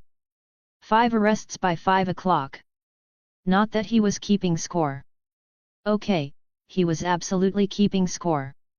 Ray wiped his mouth with the edge of the brown paper napkin he kept in his jacket pocket. He washed it down with a long swig of Coke, straight from the bottle. The hot dog vendor gave him a salute. Same time tomorrow, the man asked. Ray gave him a slow nod. As long as you keep the spicy mustard and don't put ketchup anywhere near the cart. Got it, boss. Ray got back in the car and pulled out into traffic. Earlier that day. 9:28 a.m. 3rd Avenue. Ray stopped a snatcher who had picked the wrong grandma. The woman had tried to hit the guy with her handbag, but the thief had already taken off running. He chased the thief into the alley and 1 minute later walked back out, dragging him by the collar. The grandma offered him a Werther's original. He accepted it without breaking eye contact. 11:03 a.m. Delancey and 6th. A street fight broke out in front of a smoothie shop. 3 drunk girls were involved, 2 smoothies were casualties, and 1 chihuahua somehow ended up in a fanny pack full of glitter. The girls were screaming, the crowd was recording, and the dog was just along for the ride. Ray stepped between them and held up his hand. Ladies! No one wins a street fight in Crocs. They froze. One of them dropped her straw. Another burst into tears. The third tried to twerk at him as a distraction. It failed. All 3 were arrested, glitter confiscated as evidence. 2:17 p.m. Bike rack outside a coffee shop. A man tried to steal a bike by picking the lock with a plastic spork. He looked up to see Ray standing directly in front of him, arms crossed. Is that a spork? Ray asked. No. Ray nodded once and reached for his cuffs. 4:02 p.m. Parkside Avenue. A man attempted to climb a street lamp to steal a decorative banner. No one knew why. When Ray arrived, the man was halfway up, shouting something about needing it for his festival of personal reinvention. Ray parked, rolled down his window, and asked, "Do you have a permit for reinventing yourself?" The guy froze. "No. Come on down. Ray arrested him after 15 minutes of coaxing and 2 full eye rolls. He would have let him go with a warning, but that guy threw a punch at his face. The end result? A broken right hand. Ray simply moved away, and that guy punched the metal pole with all his strength. It turned out that he missed his medication and went hyper. Still, law. Now 5:59 p.m. Ray was finishing the last of his report from the patrol car. He logged the arrests, noted the glitter incident, and flagged the spork guy for attempted theft and misuse of cafeteria-grade utensils. His phone buzzed. A message from Rosa. Rosa, dinner at my place? 8 p.m. Don't wear pants. Ray smirked, turned off the ignition, and replied. Ray, copy that. Bringing extra smoothie. For science. He stepped out of the car, stretched his arms, and cracked his neck once. Another day, another few crimes neutralized before sundown. He checked the time again and muttered under his breath, plenty of time to shower. And hide the glitter. Rosa's apartment 10:13 p.m. Raymond sat alone at Rosa's small dining table, staring at a flickering candle that was now half its original height. He had changed out of his patrol uniform and into a black button-up shirt and charcoal jeans. The shirt was rolled up at the sleeves. He had even styled his hair slightly, which was more effort than he typically allowed himself. The apartment smelled like rosemary chicken and wine, a romantic blend that now hovered awkwardly in the air like a guest waiting for the party to start. He glanced at his watch again. Then at the door. Then at the phone sitting next to the empty wine glass. He picked it up and checked it one more time, even though he had already checked it 23 times in the last 40 minutes. Still no messages. He had already called Rosa 4 times, but she didn't pick up. He had texted her, but nothing. He had called Jake. Jake answered on the second ring, halfway through eating what sounded like an aggressive sandwich. Dude. I thought you two were already doing the deed. Rosa left the precinct like 3 hours ago. Raymond replied calmly, she's not here. Jake had chewed for a moment, then mumbled, maybe she stopped for snacks. Rosa sometimes rage buys beef jerky when she's anxious. Then he had hung up after shouting, title of her beef jerky tape, to no one in particular. Raymond also called Amy, who sounded concerned but not alarmed. She left on her bike around 7:30. Oh, I remember her talking about some problem with her bike. Maybe she went to the garage. Can you give me the address of that garage? He asked. Of course. It's on the 25th Avenue. There's a big billboard of a Mustang. It's just under it. You can't miss it, she replied. Thanks. After he disconnected the call, Ray went straight out of the apartment. He made sure to cover the food and lock everything properly. Rosa isn't the type to miss calls and texts, and she's definitely not the type to lie about a romantic dinner. So, she's probably in danger. Ray took a cab to his house. It was just 10 minutes away from Rosa's apartment. He looked too calm and focused, not letting his emotions get in the way. Power Stones and Reviews PLS. Support link, www.patreon.com/unknownmaster. 27 Advanced CHS No Double Billing. Chapter 22, Traffic was a nightmare. Ray's house. Raymond entered his home and locked the door behind him. His living room was minimal, almost sterile, with nothing to indicate that the man who lived here had any hobbies other than working out and reading. He walked straight past it, down a narrow hall to a heavy steel door with a concealed keypad. He entered a 12-digit code, then pressed his thumb to the scanner. A soft mechanical click sounded, and the door slid open. Inside was his secret lab. The lights flickered for a moment before glowing. Multiple screens lined the far wall. The hum of servers and the soft whir of cooling fans filled the air. Across the opposite wall were metal cabinets and storage racks, locked and labeled. Raymond sat at the central desk and started the computer. After that, he typed a command. A grid of city maps, live feeds from traffic cameras, and a dedicated GPS interface appeared on the screens. He opened the phone tracking program first. A blinking red dot appeared on the map. Rosa's phone. Eastern Docks. The location pulsed steadily, just at the edge of the industrial district where old shipping warehouses were half abandoned. He switched to the vehicle tracker next. Rosa's bike has a bug. He heard about the tracker weeks ago when Jake went on a long rant about the dangers of motorcycles and how if Batman had LoJack for his Batpod, he would have slept better. The bike's signal glowed in a different spot. It was parked exactly where Amy had said it might be, the 25th Avenue garage under the giant Mustang billboard. Rosa's bike and her phone were now separated by nearly 4 miles. Raymond's jaw tightened. That was enough to confirm it. She had been taken. He stood up and moved to the wall on his right. He pressed a discrete panel near the floor. Servos engaged, and the smooth wall split into 2 sections. The panels shifted to the sides, revealing the first cache. There were rows of firearms, pistols, submachine guns, suppressed rifles, and a single compact shotgun with its barrel polished to a mirror finish. Below them were drawers stocked with ammunition, grenades, and breaching charges. He turned to the opposite wall and entered a second code. That wall opened as well, revealing tactical vests, body armor, helmets, utility belts, and an assortment of knives with blackened steel. There were more explosives on the top shelf, each in a labeled case. Smoke grenades, flashbangs, and a few items that had no official designation at all. Raymond checked his equipment before putting it on. He strapped on a tactical vest, clipped extra magazines to his belt, and a suppressed pistol to his thigh holster. He slung a compact rifle across his back and attached a utility knife to his shoulder strap.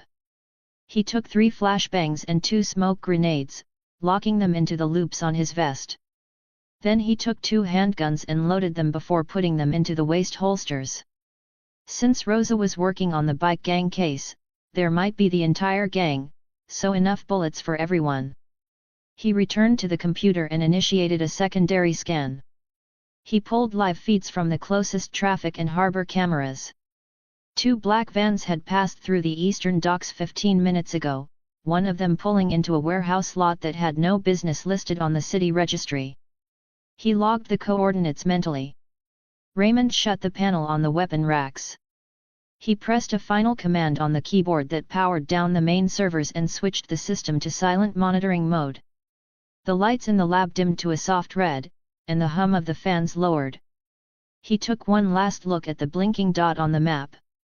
Rosa's phone had not moved.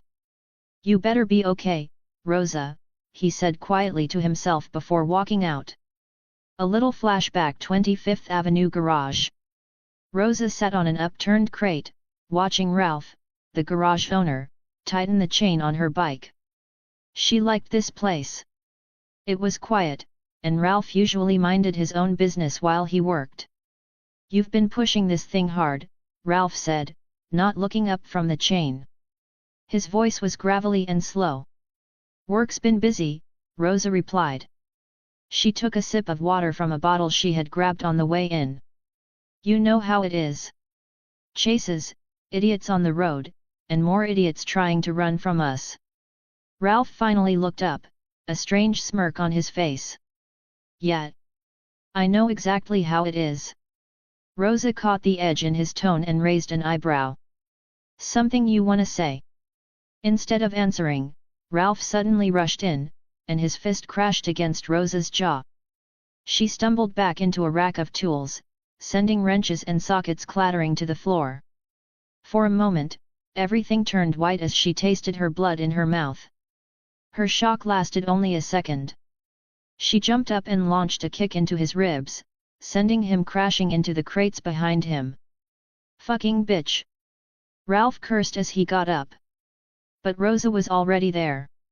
She punched his nose 4 times in a row. Blood sprayed, and he grunted, but he did not fall. She went for another hit, but heard the sounds of footsteps.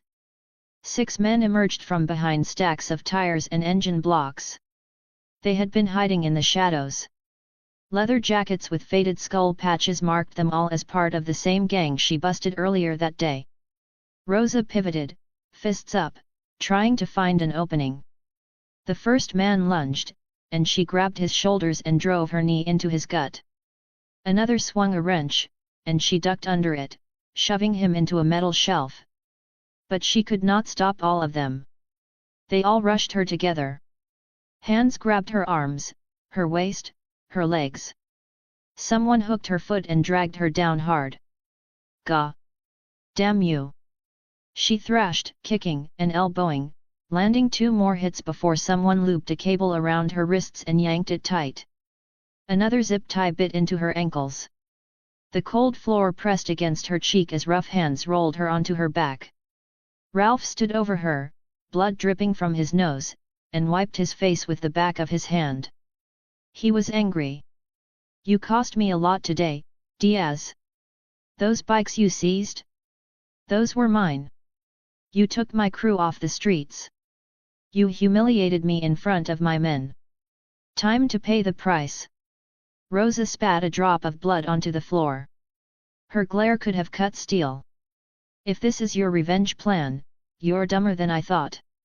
Ralph crouched and grabbed her by the chin, forcing her to look at him. "You're bait.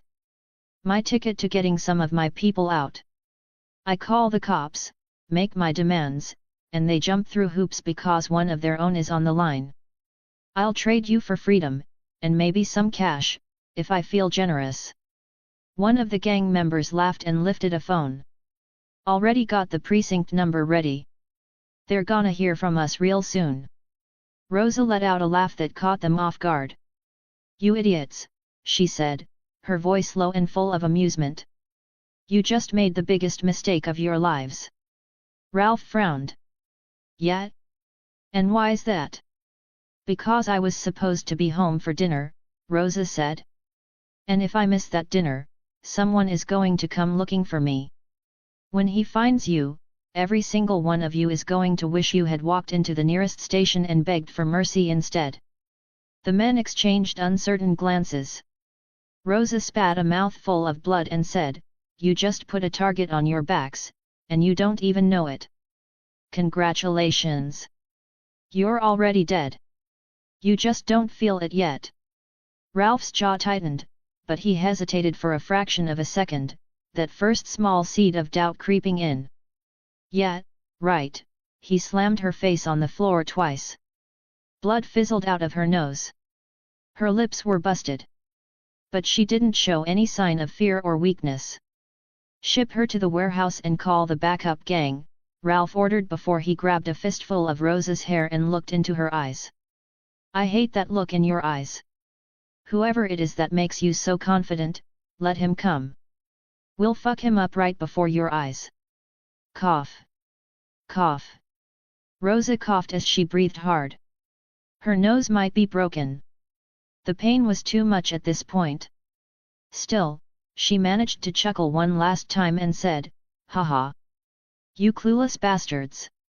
I can't wait to see him fold you in half." She lost her consciousness. Present time. Rosa's eyes fluttered open to a haze of pain. Every nerve in her face burned. Her nose throbbed and her lips felt swollen and split. Her head pounded from the impact of being slammed against the floor, and the taste of blood lingered on her tongue. Damn it! She tried to move, but her arms were pulled tightly behind her, wrists bound to the chair. Her legs were bound to the wooden legs. The room was small. A single weak bulb hung from the ceiling, buzzing faintly as it flickered. The walls were old concrete, stained with oil and dark streaks that could have been anything. There was a faint smell of gasoline and rust. Rosa turned her head slightly, wincing as the motion sent a fresh jolt of pain through her jaw. There was only one door, and she was alone. Then, from beyond the door, the first scream tore through the air. "Get away from me, you lunatic!" the goon yelled. It was followed by the heavy crash of something or someone hitting the ground. Then came another scream, and another, overlapping in a dissonant chorus of fear. Rosa tilted her head back against the chair and smiled. She could almost see the scene in her mind. The goons who had dragged her here were meeting the kind of nightmare that did not let anyone walk away unscarred. Then came the sounds of gunshots. Rosa heard someone shout in pain, the sound cut short by another shot. "Fucker shot my balls!" Another one screamed. "Get him!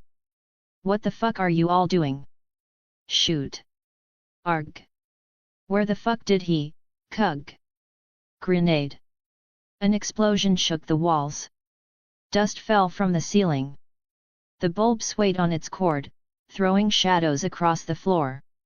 A second explosion followed, closer this time, making the chair vibrate beneath her. The air in the room trembled with the force of it. She leaned her head forward and let out a low, humorless chuckle. "Told you idiots," she muttered to herself. "You were already dead. You just didn't know it." Outside, chaos reigned for another several minutes. There were bursts of automatic fire, the low echo of a shotgun blast, the metallic clatter of weapons hitting concrete.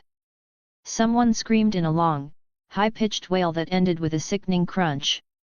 Then silence began to settle over the building. The last thing Rosa heard before the quiet fully returned was the faint echo of footsteps, steady and unhurried, approaching the door. The silence stretched for a long moment. Then the door burst inward with a deafening slam. Raymond stood there, covered in blood. His rifle's barrel was still smoking faintly. His gloves were dark with grime and gunpowder residue. In one hand, he dragged Ralph by his hair like a hunter presenting a kill. Ralph's screams were gone now, replaced by weak groans. His arms and legs were twisted in the opposite direction. "Yup." Ray broke his kneecaps and elbows. Ralph's head lolled to the side, face bloodied and swollen beyond recognition. Raymond stepped into the room, and his eyes met Rosa's. And for a brief moment, his hard, focused expression softened just enough to show that he had been worried. Then he looked down at Ralph and let the man's head hit the floor with a heavy thud. Ralph whimpered once, then went still. Rosa raised an eyebrow, blood trickling from her lip as she watched Raymond approach. "Took you long enough," she rasped.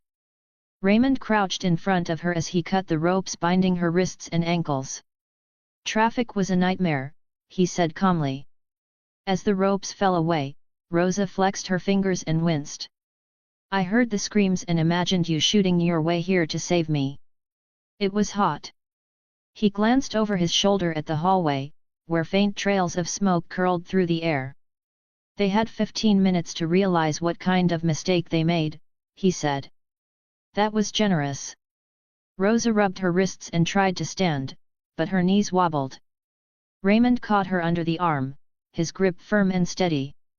Up close, she could smell the gunpowder and metal clinging to him, and the faintest trace of the cologne he must have put on for their dinner. "You all right?" he asked, eyes scanning her face. "I've had worse," she said with a smirk, even though her jaw pulsed with pain. "Sorry for missing the dinner and dragging you here." "Don't worry about that. I'm just glad you are okay." "Time to get you to the hospital," Ray said as he took her up in his arms. Rosa didn't complain. Outside, the cops were already there. Ray called them before entering the area. "Oh," he called a guy who knows another guy, "and they'll wrap up the situation." "I hate needles," Rosa grumbled. "So you were acting tough that night?" Ray asked. "I didn't want to show my weakness to you back then." "I hate needles," Rosa mumbled. Power Stones and Reviews PLS. Support link, www.patreon.com/unknownmaster. 26 Advanced CHS No Double Billing. Chapter 23, Soft Rosa, Documented Evidence. City Hospital Waiting Area. Jake paced by the vending machine with a half-empty coffee cup, muttering to himself. 30 guys. Rosa said 30. Do you know how many that is? That's like 3 diehards worth of henchmen. Maybe 4. Amy looked up at him from her chair and said, "Stop saying numbers. It makes me more anxious." Charles leaned in, whispering like a kid sharing a ghost story. "I heard he used grenades." "Like, actual grenades?" Rosa said there were screams. She said one guy begged for his mother, and Ray blew up his penis. Everyone looked at Charles with a gross expression. Terry gave him a look that could shatter glass. "Stop talking about it. All of you. I mean it. After a mess that big, an internal investigation might come, and if higher UPS ask, we don't know what happened there. We got a tip, we showed up, and the place was already a disaster. End of story." Jake froze mid-step, lowering his voice. "Right. Totally. He was never there." The room just, spontaneously exploded and all those guys folded in half by themselves. Classic Brooklyn. Gina scrolled through her phone, barely glancing up. "I'm just saying if Netflix doesn't give him a series after this, the world is broken." The automatic doors hissed open. Raymond walked into the waiting area, freshly showered, wearing a black jacket and dark jeans. His hair was still damp, and his calm expression gave away nothing to the casual eye. Jake sprang forward. "Dude! You!" Terry cleared his throat loud enough to rattle the snack machine. Jake stopped. "I mean... Hey, Ray. Hello. Regular evening, right?" Ray glanced at him, one eyebrow raised. "Very regular." Before anyone could ask more, the doctor stepped out from the double doors. "Detective Diaz is out of surgery. Broken nose reset. She'll have some bruising for a while, but she's stable and awake. But high on anesthesia, so she might not be herself. And 2 visitors only." Relief swept through the squad. Amy practically jumped to her feet. Charles sniffled into a napkin. Jake whispered, "She's gonna look so badass with a nose bandage." Captain Holt rose from his chair and approached Raymond, signaling him to follow toward a quieter corner of the waiting area. His voice stayed low and deliberate. "Officer White," Holt said. "You saved her life tonight. I am grateful." He paused for a second, then added, "The FBI has already taken over the case." Their arrival was unusually fast. Ray met his gaze without blinking. "Good. They will make sure what's left of that crew disappears." Holt studied him for a long moment.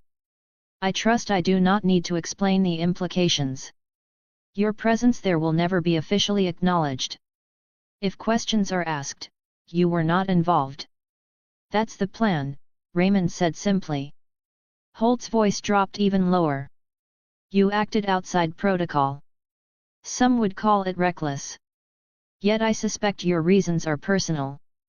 Ray looked past Holt to the hallway where Rosa was recovering. His jaw tightened slightly. "I have lost enough friends in the past. Good people who didn't make it home because no one moved fast enough. I have power now. Skills, gear, and connections. Whatever you want to call it." He finally looked back at Holt, his tone steady but heavy. "I won't lose anyone close to me if I can stop it." Holt regarded him with a rare flicker of emotion, the kind he reserved for moments that mattered. "The situation at the warehouse was dangerous, you should have called us. But, tonight, I will not argue with it." Ray nodded once. Behind them, Jake whispered way too loudly, "I still can't believe he took out 30 guys alone. He's like Punisher but with taxes." Terry glared at him. Terry hates repeating. "He was never there." "Right. Never there," Jake said, making a zipping motion across his lips. "Poof. Ghost man." Holt let out a quiet breath and straightened his jacket. "Go see her. She'll want to know you are here." Ray walked toward the recovery room. He pushed the door open slowly and went inside. Rosa lay propped up against a stack of stiff hospital pillows. Her nose was taped, and a faint purple shadow was already forming under one eye. Her lips curled into a smirk the second she saw him. "Oh, hey," she mumbled. "You are very handsome." Ray pulled up the chair beside her bed. "You're awake," he said. Rosa squinted at him for a long moment. "You're shiny." Ray blinked. "Shiny?" "Yeah," she said, nodding slowly, her words slightly slurred. "Like a heroic, shiny murder angel." He tilted his head. "I don't think murder angels are officially recognized." "You are now," Rosa said, reaching out to pat his shoulder and missing completely, smacking his chest instead. "Muscles. Good muscles." "Yep. Solid." Ray smirked. "You're on heavy painkillers." "I'm on truth juice," she corrected with a proud nod. "And the truth is, you have a face that makes me want to, you know." She made a vague swirling gesture in the air. Ray leaned closer. "No, I don't know. You'll have to explain the swirl." "Kiss your whole head," she whispered loudly, like it was classified information. From the hallway, Jake's muffled voice could be heard. "Oh my god, she's adorable like this." He took out his phone and took a couple of quick pictures from the door gap. Ray ignored him and said gently, "Well, that works out, because I am your boyfriend." Rosa froze, then gasped in exaggerated slow motion. "Boy? Friend? Yes." She reached up and poked his cheek with the focus of a scientist pressing a button. "You're my boyfriend." "Correct." Her eyes widened like he had just handed her a baby tiger. "I have a boyfriend?" "Me? Rosa Diaz? Oh my god! I need to buy leather jackets for both of us. Matching ones. With skulls and fire." Ray chuckled quietly. "Whatever you want." She suddenly pointed at his chest. "Wait. If you're my boyfriend, does that mean I can steal your fries, forever?" Ray nodded solemnly. "That's the law." Rosa melted back into her pillow with a blissful sigh. "Best boyfriend ever. You saved me. You're hot. And, unlimited fries." Through the glass, the whole squad was pressed together like kids at an aquarium. Jake mouthed to the group, "I am dying." Boyle sniffled. "She's letting the soft out." "I'm witnessing history." Amy whispered, "I can't believe she just said matching leather jackets." Gina was silent, but she was already recording the entire situation. Inside, Rosa suddenly sat up a little too fast, pointing at Ray again. "We're gonna ride my bike, shirtless, at sunset, and then punch a druggie in an alley in the face." Ray kept his voice even. "We can negotiate the shirtless part." "You're the best boyfriend," Rosa said again, then promptly flopped back down, mumbling, "Fries first, crime later." Before drifting half asleep with a tiny smile. Jake whispered outside the door, "I have to get that on a t-shirt." Ray glanced toward the glass and saw the entire team staring. Instantly, everyone scattered around like pigeons. "HAAA." He looked back at Rosa and kissed her forehead before walking out. He looked at Jake. "Tell me you got that on a video." Next morning 9:07 a.m. Machines beeped in the background. Rosa blinked against the brightness, her face still a constellation of bruises, but the swelling had gone down enough for her to glare again. Which she did, immediately, as the doctor shone a penlight near her eye. "Everything looks okay," he said, stepping back. "That's a good sign." Ray stood beside her bed. He hadn't left the hospital all night. His jacket was draped over the back of the chair, and a coffee can was in his hand. The doctor tapped his clipboard and looked between them. "Good news, Detective Diaz. You're clear to leave this morning. Vitals are solid, and there's no sign of a concussion or internal damage. That said, I'm putting you on strict rest orders. 1 week minimum. No field work, no physical activity, and definitely no punching anyone in the throat." Rosa scoffed. That last part's optional, right? The doctor gave her a flat look. No. That part is literal. She crossed her arms with a frustrated sigh. This sucks. It's either that or risk breaking your nose again, he said. And considering the fracture, you're looking at 6 to 8 weeks before it fully heals. You'll be sore. Your breathing might be off. And you'll need to keep the splint in place for at least 10 days. After that, we'll check the alignment. Raymond simply shook his head. We'll follow it exactly. No exceptions. Rosa glanced at him, then muttered, snitch. Ray didn't react. You almost died yesterday. Rest is non-negotiable. The doctor gave them a polite nod. I'll send the discharge paperwork. Take care of yourself, detective. Once he left the room, Rosa groaned and rubbed her forehead gently. Her nose brace made the movement awkward. I can't believe I'm going to be stuck in bed for a week. Then, the captain will put me on desk duty. Arg. I'm going to go insane. Ray sat down on the edge of her bed, his expression calm but firm. He looked like a man who had spent the entire night watching someone breathe just to make sure she kept doing it. His hand rested on her blanket near her leg, not quite touching, but close enough to ground her. You're alive, he said. That's the part that matters. Rosa looked at him with irritation, but there was a softness under it that hadn't been there before. She slumped against her pillows and stared at the ceiling. I know. I just hate feeling useless. You're not useless. You just got jumped by a gang of cowards hiding behind numbers. They didn't beat you. They just caught you between oil stains and socket wrenches. Rosa blinked. That almost sounded poetic. Ray shrugged.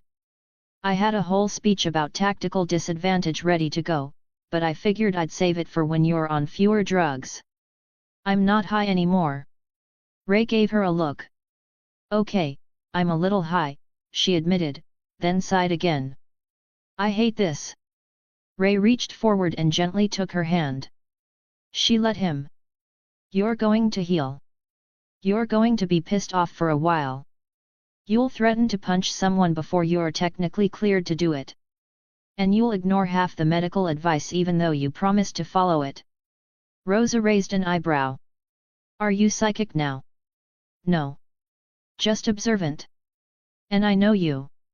She stared at him for a long moment, then squeezed his hand lightly. There was a moment of pause before she spoke, since I'll be stuck at home and everyone will be paying visits. Arg. I have to find a new apartment again after 8 weeks.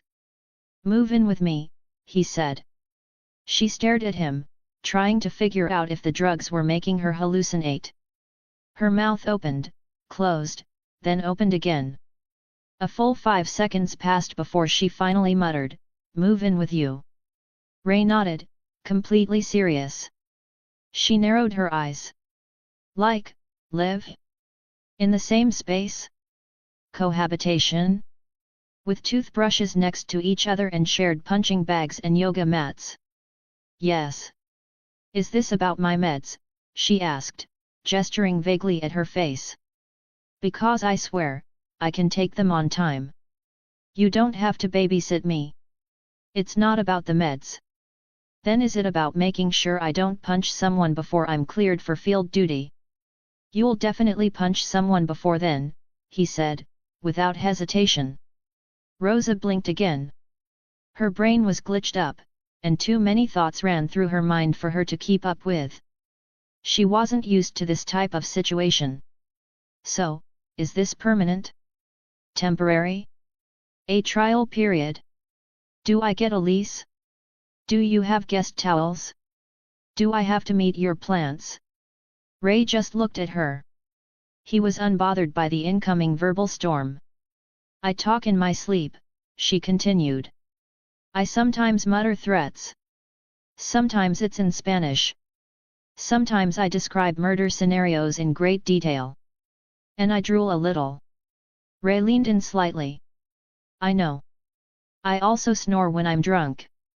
And I keep an axe under the mattress and a butcher knife under my pillow. That's cute. Rosa narrowed her eyes again. What if I get weird about your kitchen layout? What if I rearrange your tactical gear by accident? What if you leave beard hair in the sink and I get irrationally mad and burn the whole apartment down? Ray didn't say anything. He simply moved closer and kissed her. She closed her eyes and kissed him back. It was a soft and sweet kiss that lasted for like 10 seconds or so. He pulled back and looked into her eyes and said, I wasn't asking your permission. I am telling you that you are moving in with me till you get all healed up. Then we'll see. Fine, she said softly with a little smile. God, I love him so much. Power Stones and Reviews PLS. Support link, www.patreon.com/unknownmaster. 25 Advanced CHS No Double Billing. Chapter 24, Rosa's Dilemma. Later that day, Raymond's car. Rosa sat in the passenger seat with her nose brace in place, arms crossed, trying not to look impressed as the black SUV rolled through a gated driveway the size of a runway. The massive wrought iron gates swung open automatically. Beyond them stretched a gravel road flanked by endless green fields. Horses ran freely, manes whipping in the wind like shampoo commercials. There was even a stone fountain ahead that looked like it belonged in front of a European palace. Rosa blinked. So, you live in Narnia, see? Ray kept his eyes on the road. One of my houses. She looked at him sideways. One of 3 in New York. Her jaw dropped a little before she recovered. Cool. Totally normal number of houses. They passed a large stable where glossy brown horses turned their heads to watch the car. Rosa pointed. Those are yours. Yes.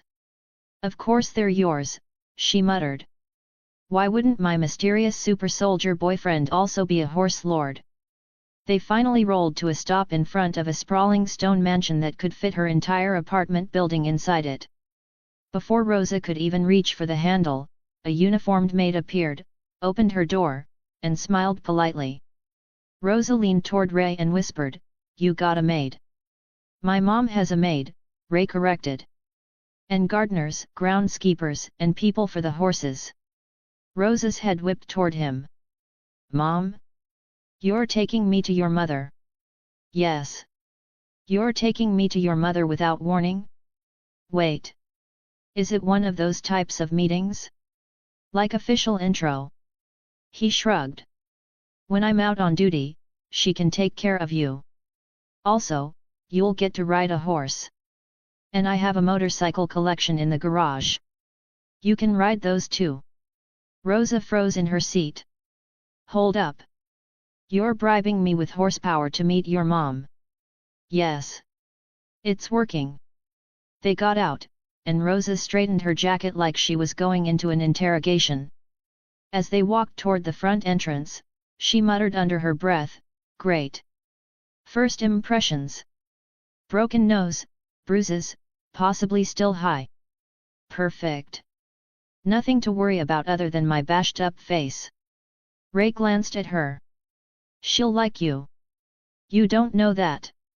What if she hates me? What if she's one of those moms who has a sword collection and asks me to spar for your hand in marriage? She doesn't have a sword collection, Ray said. Does she have an axe? Yes. Rosa smirked faintly. Okay. I like her already. They stepped inside, the marble foyer echoing their footsteps. A massive chandelier hung overhead, and an oil painting of a stern-looking woman with the same sharp jawline as Ray watched over the room. Rosa glanced at the portrait, then at Ray. Is that her? Nope. That's Grandma. She looks like she could order an airstrike. From deeper in the house, a woman's voice called out, Raymond, is that you? Rosa inhaled sharply. Okay. Showtime. Do not embarrass yourself. Do not tell her you keep an axe under your mattress. Do not. Ray's mother appeared in the doorway, elegant in a tailored dress, eyes sharp and assessing. Long blonde hair and hazel irises. She smiled faintly. So, you're the detective who stole my son. Rosa straightened and tried to match her energy. Yes, ma'am. And I also plan to steal his fries forever. There was a pause. Then Ray's mother's lips curved into the faintest smirk. Good.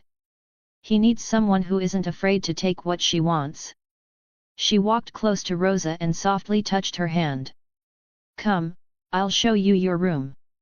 Mom, Ray tried to interfere. I can. But before he could finish. You, young man, she pointed her finger at him with a stern expression and said, need to get to the market and buy some groceries, and then clean the roof and fix my car. Ray opened his mouth. Mom, I just got back from. She gave him the look. The same one that could stop a charging bull and make Navy SEALs question their life choices. Groceries, she repeated. Roof. Car. Ray stood there for 2 seconds like he was weighing the possibility of surviving an argument. Then he sighed, yes, Mom. He glanced at Rosa like a man walking toward the gallows. She smirked at him and mouthed, have fun. He sighed, turned on his heel, and walked out. Rosa leaned toward her. You just made a special ops guy retreat without a fight. His mom's smirk returned. I have been doing it since he was 12. The moment Ray's SUV rolled down the driveway, her face softened. She gestured for Rosa to follow, the sound of her heels sharp against the marble floor. Come, dear. Let's get you settled. The butler trailed them, carrying Rosa's 2 suitcases like they weighed nothing. They turned down a long hallway lined with more oil paintings of ancestors who all looked like they'd conquered small countries. At the end, she opened a set of double doors and stepped aside. Rosa froze in the doorway. This is a room? Not like an entire Airbnb listing. It was huge. The kind of huge that made her want to yell just to hear the echo. A massive bed sat in the center, so wide it looked like it could host a United Nations meeting. The walls were warm cream, and a wall of windows looked out over a sparkling lake, the surface shimmering in the afternoon sun. A gentle breeze drifted in, carrying the smell of grass and water. Rosa pointed. That bed is big enough for 3 people, 2 dogs, and a motorcycle. Ray's mom said casually, a young couple needs a big bed. The butler set the suitcases neatly by the wardrobe and disappeared without a sound. Rosa walked toward the window and squinted at the view. You can see the lake. There are ducks. Fancy ducks. Swans, she corrected. Of course they're swans, Rosa muttered. Everything in this house is either a horse or royalty. Ray's mom sat gracefully on the edge of the bed. I understand you work in law enforcement. Yet. Rosa folded her arms. And I understand you run this entire estate like a small, mildly intimidating country. Her lips curved again, just slightly. Perhaps we will get along after all. Rosa tilted her head. Do I need to pass a test? Sword fight? Shoot something? Wrestle one of the swans? Not today, she said with a small laugh. Today you rest. Tomorrow, perhaps, we will see about the swans. Rosa actually grinned. I think I'm gonna like it here. A few hours later, Rosa had successfully unpacked and made herself feel at least pretend comfortable in the palace-sized room. She stood in the doorway of the walk-in closet, hands on her hips, staring at it like it was some kind of mythical creature. She had seen closets like this on TV before, usually in shows about rich people whose biggest problem was deciding which diamond necklace to wear to brunch. But standing in one for the first time felt surreal. There were shelves taller than her stacked with neatly folded towels that looked too perfect to ever be used. Rows of empty hangers awaited her jackets like they were on military parade. There was even a section with tiny cubby holes for shoes, which made her sneakers look like they had accidentally wandered into a luxury hotel for footwear. She hung up her leather jacket in the center of the rack just to see how it looked in there. It was the only black thing in a closet full of cream and beige. It looked like it was plotting a takeover. After putting her clothes in their places, she slid her small makeup kit onto the vanity in the corner.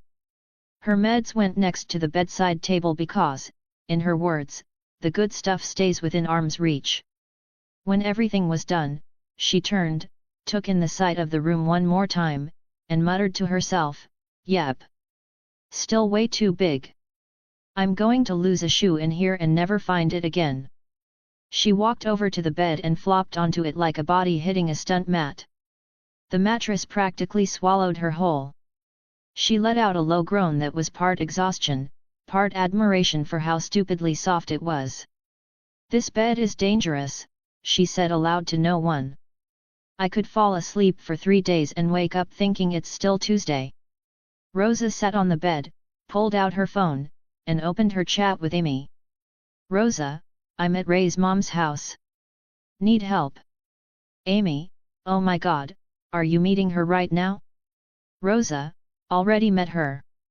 She has swans." Amy, "Swans are good. Swans are elegance. Swans are."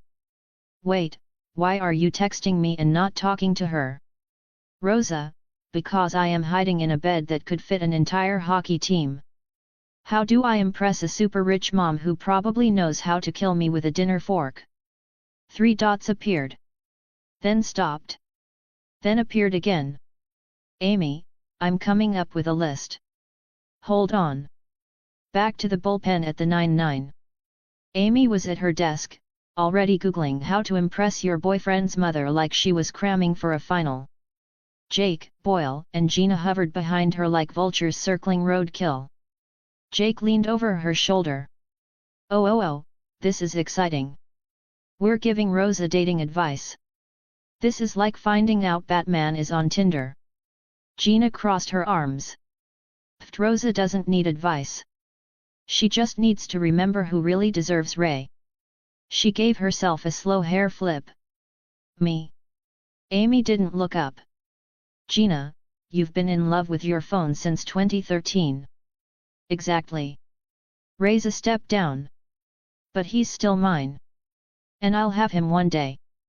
Gina Linety never loses. Boyle's eyes went wide as he read Amy's search results. He mumbled, "Tip number 1, be polite. Tip number 2, compliment her home. Tip number 3, offer to help with chores." Rosa is doomed. Amy ignored him and started typing back to Rosa. "Amy, just be yourself but the slightly less terrifying version.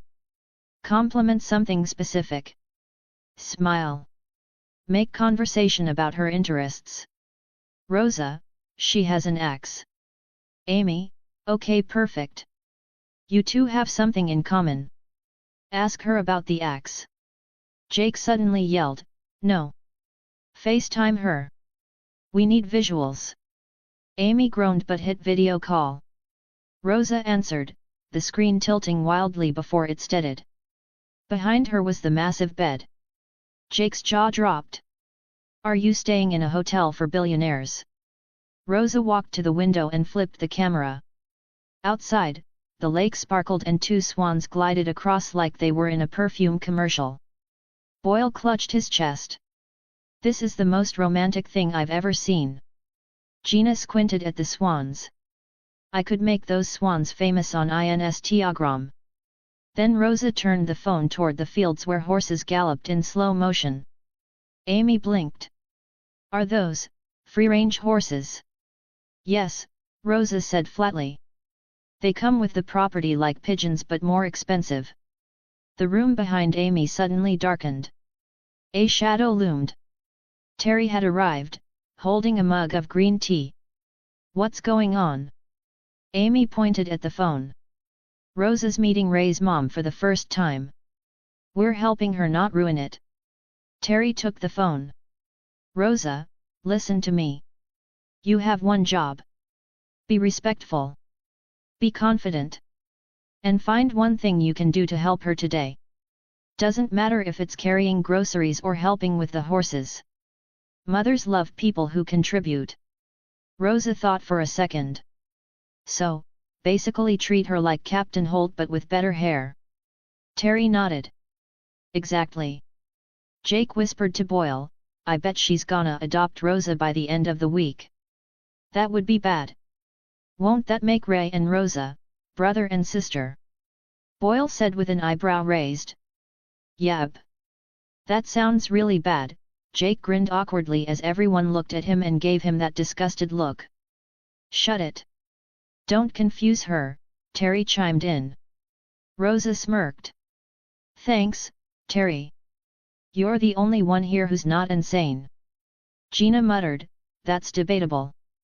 Terry handed the phone back to Amy and walked away, muttering something about getting more yogurt before the madness spread. Amy looked at Rosa. Okay. You've got this. Be cool and helpful.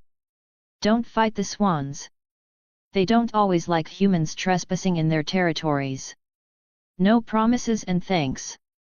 I'll call you at night if I survive, Rosa said, and hung up. Power Stones and Reviews PLS. Support link, www.patreon.com/unknownmaster. 25 Advanced CHS No Double Billing. Chapter 25, The Past Knocks. Crossover Mini-Arc, 1 Criminal Minds. Case 1. This is just the intro case. Later they will play a big role in the MC's story.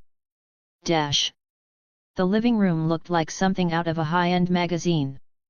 Tall windows let in beams of afternoon sunlight that fell across antique furniture polished to a mirror-like shine. A fire crackled in the stone hearth, even though the day outside was warm. Rosa sat in one of the deep armchairs, a cup of tea balanced on the small table beside her. Janice sat in the chair opposite her. Please, Janice said, her voice smooth and clear. Call me Janice. Mrs. Anything makes me feel old. Rosa hesitated for a moment, then gave a little nod. All right. Janice. They sat in comfortable silence for a brief moment, the kind that was not awkward but rather seemed to weigh the other person quietly. Janice was the first to break it. I want to thank you, Rosa. Rosa looked surprised. For what? Janice folded her hands in her lap. It has been years since I have seen my son truly smile. Years since he looked happy. Whatever it is you have done, you have managed to bring something back into him. Something I thought was gone for good. The comment made Rosa look away for a second. Compliments were not her strong suit. She picked at the edge of her sleeve and muttered, he's all right. For a guy who makes me meet his mom without warning. Janice gave a quiet laugh, but her eyes stayed thoughtful. How much do you know about him? Not much, Rosa admitted. He's not exactly an open book. When I try to ask about his past, he either changes the subject or acts like I've just asked for nuclear launch codes. Janice leaned back, studying her for a moment. Then maybe I can give you a little insight. Rosa looked serious and yet, she was curious.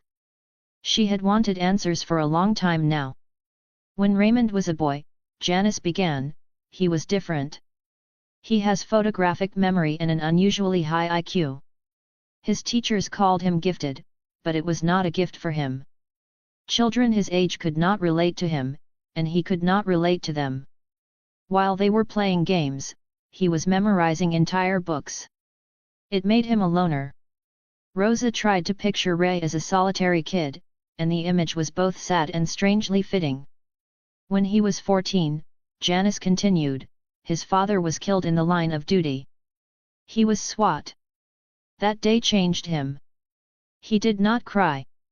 He just sat quietly through the funeral, and the next day, it was as if he had locked something away inside himself. The fire popped softly in the grate, filling the pause. On his 18th birthday, he enlisted in the army. He never explained why in detail, but I think it was his way of following his father's path. After that, I saw less and less of him. He would come home for short visits, but that's it. He would never say much about where he was stationed or what exactly he did. I only know he is part of a special unit. Janice looked into the fire for a moment, as if she were remembering the young man who had left. She continued, when he came back from the army, he was different. He had perfected a mask. He could pretend to be happy or sad depending on what the situation required, but there was no true feeling behind it. Like a machine that had learned how to imitate emotions. Rosa stayed quiet, letting the weight of the words settle. But, Janice said, and her eyes met Rosa's directly, after he met you, that changed. For the first time in years, I saw real emotion in his face. It was as if he was finally letting himself live a life outside his duties and missions. Rosa swallowed. She did not know what to say to that, so she settled for a half shrug. Guess I'll have to make sure he doesn't start brooding like Batman again. Janice's lips curved slightly. That would be appreciated. Around evening, Rosa was sprawled across it like a starfish, arms and legs stretched wide, staring at the ceiling with an expression that was somewhere between thoughtful and bored. The door opened quietly, and Ray walked in to check on her. He finished the chores his mother gave him and then took a quick bath before coming to her room. He stopped beside the bed, looking down at her. Without asking, he climbed onto the mattress, bracing himself over her so his face hovered above hers. His weight dipped the mattress just enough for her to feel surrounded by him. His eyes met hers. "How are you feeling?" he asked in that low, even tone that always carried a hint of concern, no matter how much he tried to hide it. Rosa gave a small shrug as she wrapped her arms around his neck. "I'm all right." He studied her face for a moment, then his gaze dropped to the small cast on her nose. He reached out, his fingers brushing lightly along her cheek as he checked it with a soldier's precision. "You're in pain," he said quietly. "The pills help, but not enough." She tried to smirk. "What, now you can read my mind?" "I can read you," he said simply. "Even when you think you are hiding it." Her eyes softened just a little, but she didn't answer right away. He leaned down and pressed a gentle kiss to her forehead, lingering there as if he could will some of the pain away just by staying close. "Oh, I could get used to this," Rosa thought with a smile despite the pain. When he pulled back, his hand still rested against the side of her face. "You do not have to pretend with me," he said. "If it hurts, tell me. If you are tired, tell me. I do not care how tough you think you need to be. You are not alone in this." Rosa's lips curved faintly. "You know, for a guy who looks like he could punch through a wall, you're ridiculously good at the whole emotional support thing." He gave a small, amused huff. "It is easy when it is you." She looked at him for a long moment, her expression unreadable at first, then let out a slow breath. She opened up a little. "It does hurt.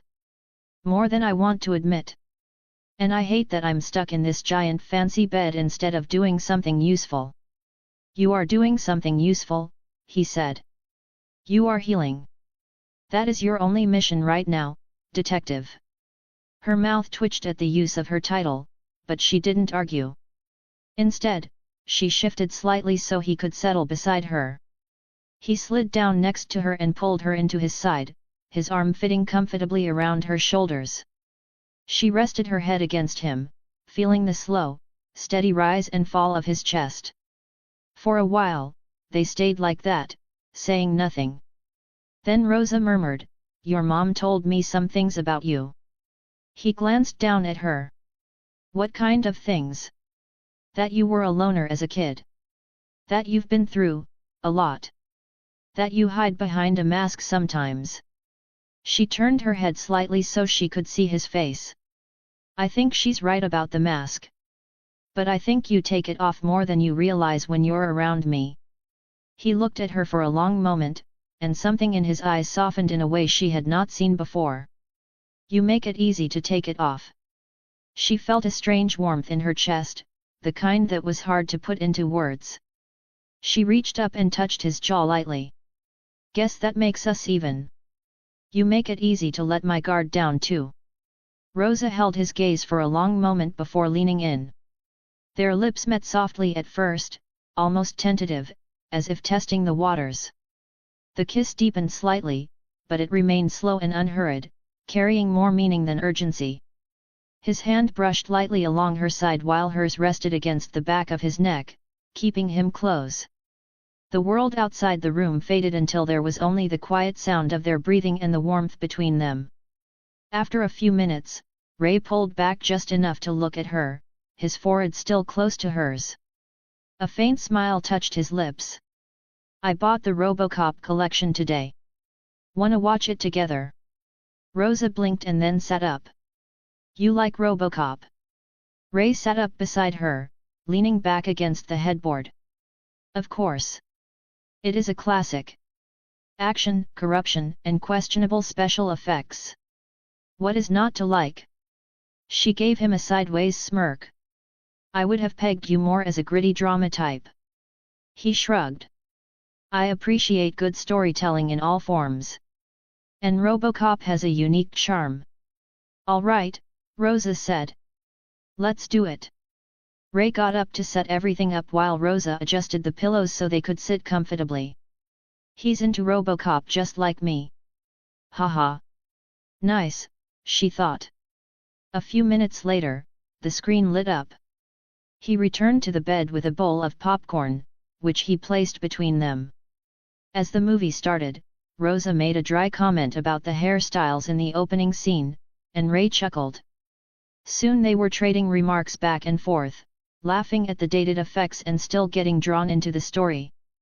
By the halfway mark, Rosa was leaning against his shoulder again, her earlier pain temporarily forgotten.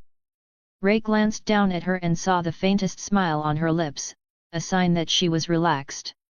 He felt a quiet sense of satisfaction, the kind that came from seeing her at ease. The night stretched on with sequels playing one after another. They had dinner and then went straight back to her room to watch the movies. Between films, they debated which was the best and argued good-naturedly about plot holes. By the time the final credits rolled, the air in the room was warm, the popcorn bowl was empty, and both of them were more comfortable than they had been all day. Ray glanced up at the wall clock. "It's 10:30. Time for your medicine."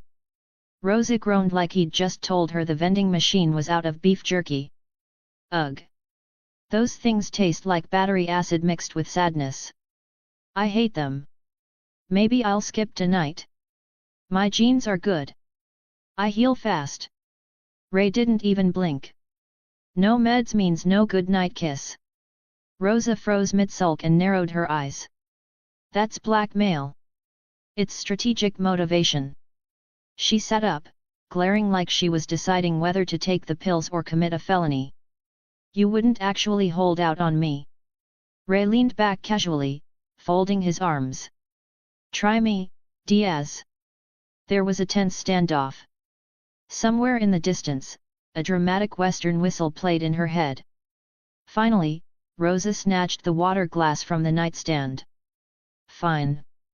But if I die from bitterness overdose, I'm haunting you."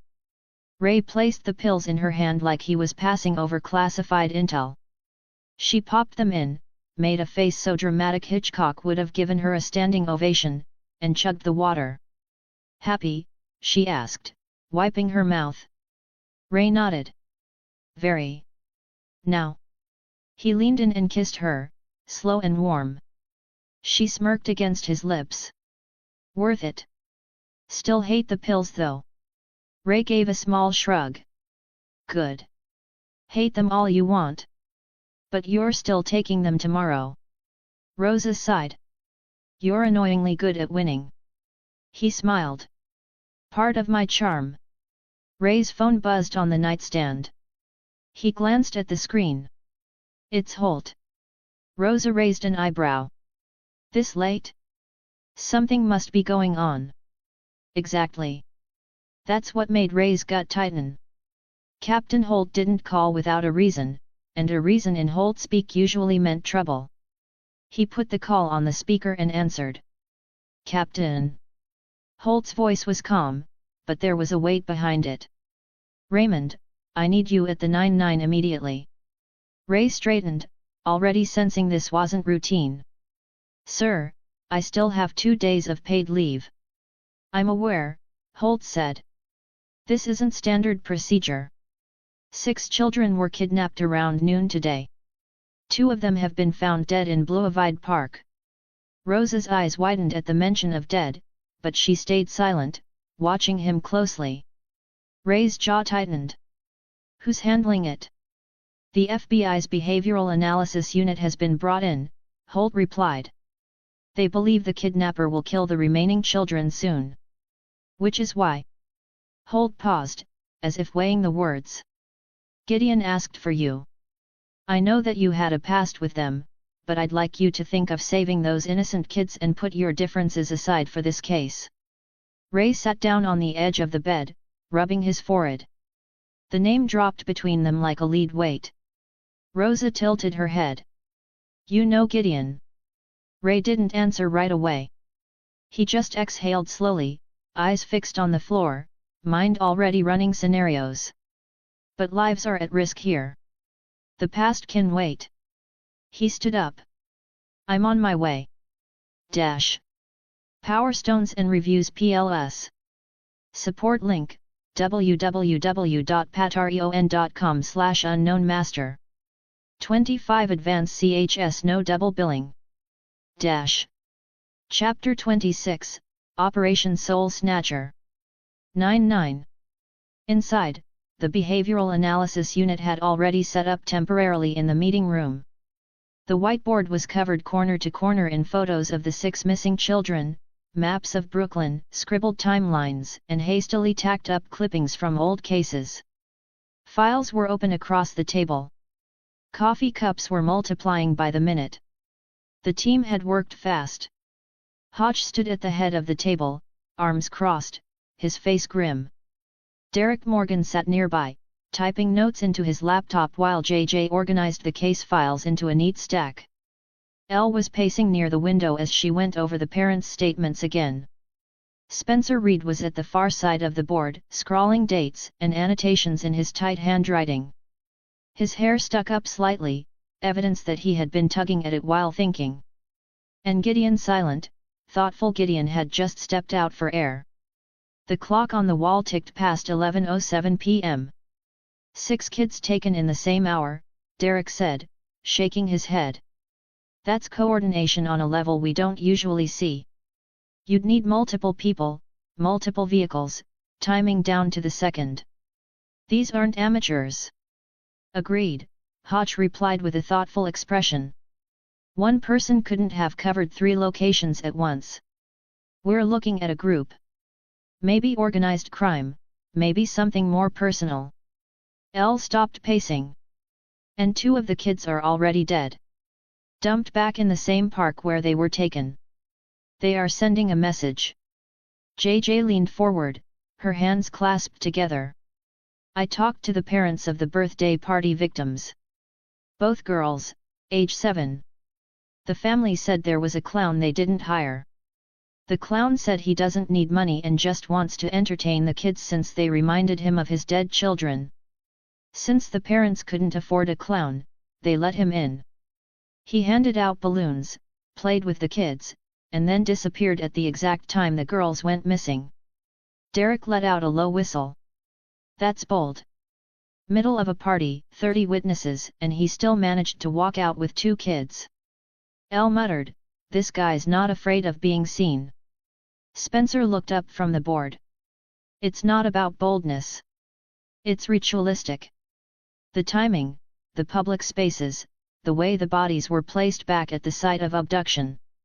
This isn't random. I've read about something like this before. He tapped the marker against his palm, then began writing on the board, Soul Snatcher 2003. Everyone turned toward him. Spencer pushed his hair back and explained quickly, the words tumbling out. Approximate 11 years ago, in Oregon, 6 children were taken across different towns. 3 were later found dead, each body left at the exact spot they were kidnapped from. Local press started calling the unsub the Soul Snatcher because there were hints of a ritualistic component. Parents reported strange symbols on the clothes of the victims. Derek chimed in, "Yeah, heard about that one." The local PD had a talk with the killer over the phone, and according to their statements, the killer thought they would gain longevity through ritual killings. They think they are transferring the victims' souls into their bodies. Reed continued, "The case was never solved. The killings stopped after 6 weeks, but no suspect was ever identified. The methodology matches this almost perfectly. If it's the same person, or the same group, then the rest of these children may be killed within the next 48 hours. Elle swore under her breath. So we're looking at a copycat or the original soul snatcher. Hotch's jaw tightened. Either way, time is running out. Across the room, a muted television ran the evening news. The anchor's voice was cool and detached as footage of police tape at Bluevide Park flashed on screen. Brooklyn residents are voicing frustration tonight over the NYPD's failure to keep children safe. 2 young bodies were discovered in Bluevide Park this evening, believed to be connected to the recent string of kidnappings. Parents are asking how, in broad daylight, 6 children could be abducted without police intervention. The cheerin' at the bottom read, "Killer on the loose, NYPD failing families." Derek rubbed his temples. "Great. As if we didn't already have the pressure." Hotch muted the television. "Focus on the case. Let the press do what they do. Right now, saving the remaining 4 children is all that matters." Mess. The coffee in Gideon's hand was steaming when Amy appeared at his side. She had a thick binder clutched against her chest, and she looked as if she had stumbled onto something. "Sir," she said quietly, setting the binder down on the counter near him. "First, I want to apologize for. I overheard something about a soul snatcher case when I was passing by the room. And I think I've got something." Gideon gave her a faint smile. "It's all right. What have you got, detective?" He set the coffee aside and turned toward her. Amy opened the binder and flipped to a section marked with red tabs. Her finger landed on a series of mugshots, 3 pale faces staring into the camera with cold, unblinking eyes. "The Mason siblings," Amy said. "Larry, Lance, and Linda. They were arrested 7 years ago in upstate New York. Convicted of murdering both of their parents. What made the case unusual was what they did after. Rituals. They called it soul absorption. Believed that consuming or channeling the spirit of the dead could grant them longevity." Gideon leaned over the binder, scanning the records quickly. The words on the pages spoke of brutality cloaked in pseudo-religion. Photos of inverted symbols, crude carvings, animal bones arranged around the crime scene. "And they were all released?" Gideon asked. His tone was skeptical but measured. 3 months ago, Amy replied. Parole hearings for each were pushed through after appeals citing good behavior and rehabilitation programs. But here's the strange part. They were released at separate times, yet within weeks, they all vanished from state oversight. No recent addresses. No current jobs. They just disappeared. And now 6 kids are missing in Brooklyn. Gideon exhaled slowly. He lifted his eyes from the binder and studied Amy. "You think they're connected to the soul snatcher pattern?" Amy nodded. 3 different abduction sites. 3 offenders. A cult background. The timing fits too perfectly to ignore. And I went to the park to ask around, and I dropped my pen. So when I was picking it up, I saw weird symbols drawn under the benches. I took some snapshots.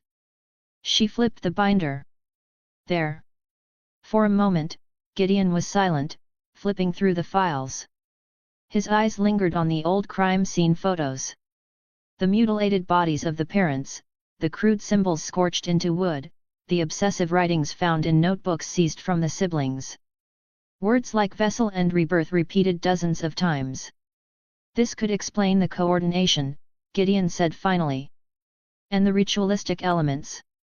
Reed was right. The soul snatcher case in Oregon might not have been a lone unsub. It could have been a cell. And if the Masons were connected to them, it is possible this is their resurgence. Amy gave a small nod. Exactly. And if they are escalating, the 4 remaining children might be intended as some kind of offering. Gideon closed the binder. Great job, detective. He was about to say something when Raymond entered and stopped behind him. Amy looked at Ray. Ray! Aren't you on leave? Gideon turned back. Well, I was. But the captain called. So, here I am, Ray said with his usual calm expression, but his eyes were on Gideon. Gideon handed the binder back to Amy. Take this to Hotch. Walk them through everything you found. I'll join in a moment. Amy could sense the tension between them, but nodded anyway. Yes, sir. She tucked the binder under her arm and left the room. The door clicked shut. Silence hung for a beat, broken only by the faint murmur of voices from the meeting room. Ray stood with his arms loosely folded, gaze fixed on Gideon with an intensity that felt like a warning. What does the best profiler in the country want with a rookie officer like me? Ray said, his tone low and mocking. Last I checked, you made it very clear that my input wasn't needed and I'm stepping over my boundaries and that I should follow the orders given to me. Gideon's expression didn't shift. Raymond. No. Ray cut him off. He stepped closer, his words clipped, steady, but carrying the weight of old wounds. I remember exactly how it went. I gave you a deduction with evidence. You refused to hear it because it didn't fit into your neat little box of criminal psychology. You pushed your theory instead. And because of that, 3 people ended up dead. One of them was my. Gideon's jaw tightened but he didn't look away. Ray's voice dropped even lower, and you dare stand before me as if nothing happened. Ha! He took a deep breath. Now wasn't the time to argue about the past. Saving those kids was the top priority. Gideon finally spoke, quieter than Ray expected. I don't expect forgiveness. I don't expect trust. But 4 children are still alive, and every hour we waste brings them closer to being lost. Ray held his stare for a long, tense moment, his fists flexing at his sides. He shook his head, bitter amusement flickering across his face. Still the same. Always about the case. Never about the cost. Well. Lives are at risk as usual. So, you do you with your merry band of puppets. I am just a rookie officer. I'll join the patrol unit. Good luck. He turned back and walked to the door. A few minutes later parking.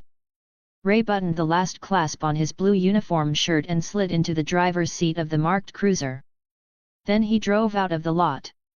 2 blocks away, he slowed near a shadowed alley and pulled over. The radio crackled faintly before he twisted the dial off. He waited. Jake and Boyle stepped out of the dark like 2 kids sneaking out past curfew.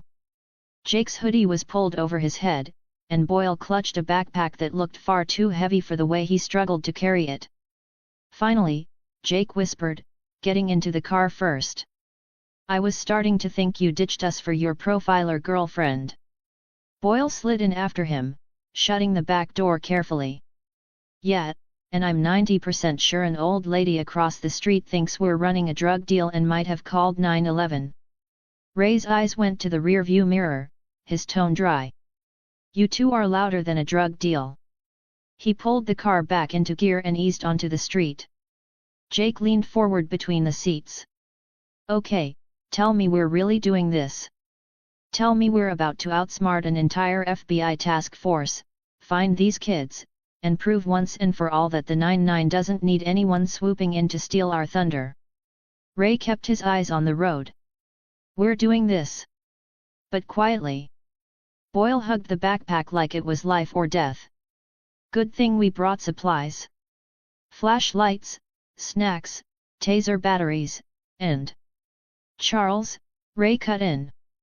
Focus. You brought what I asked for. Boyle nodded, unzipping the bag just enough to reveal a tangle of files, photos, and surveillance notes they had quietly pulled from the precinct. And Amy might have helped him with the info.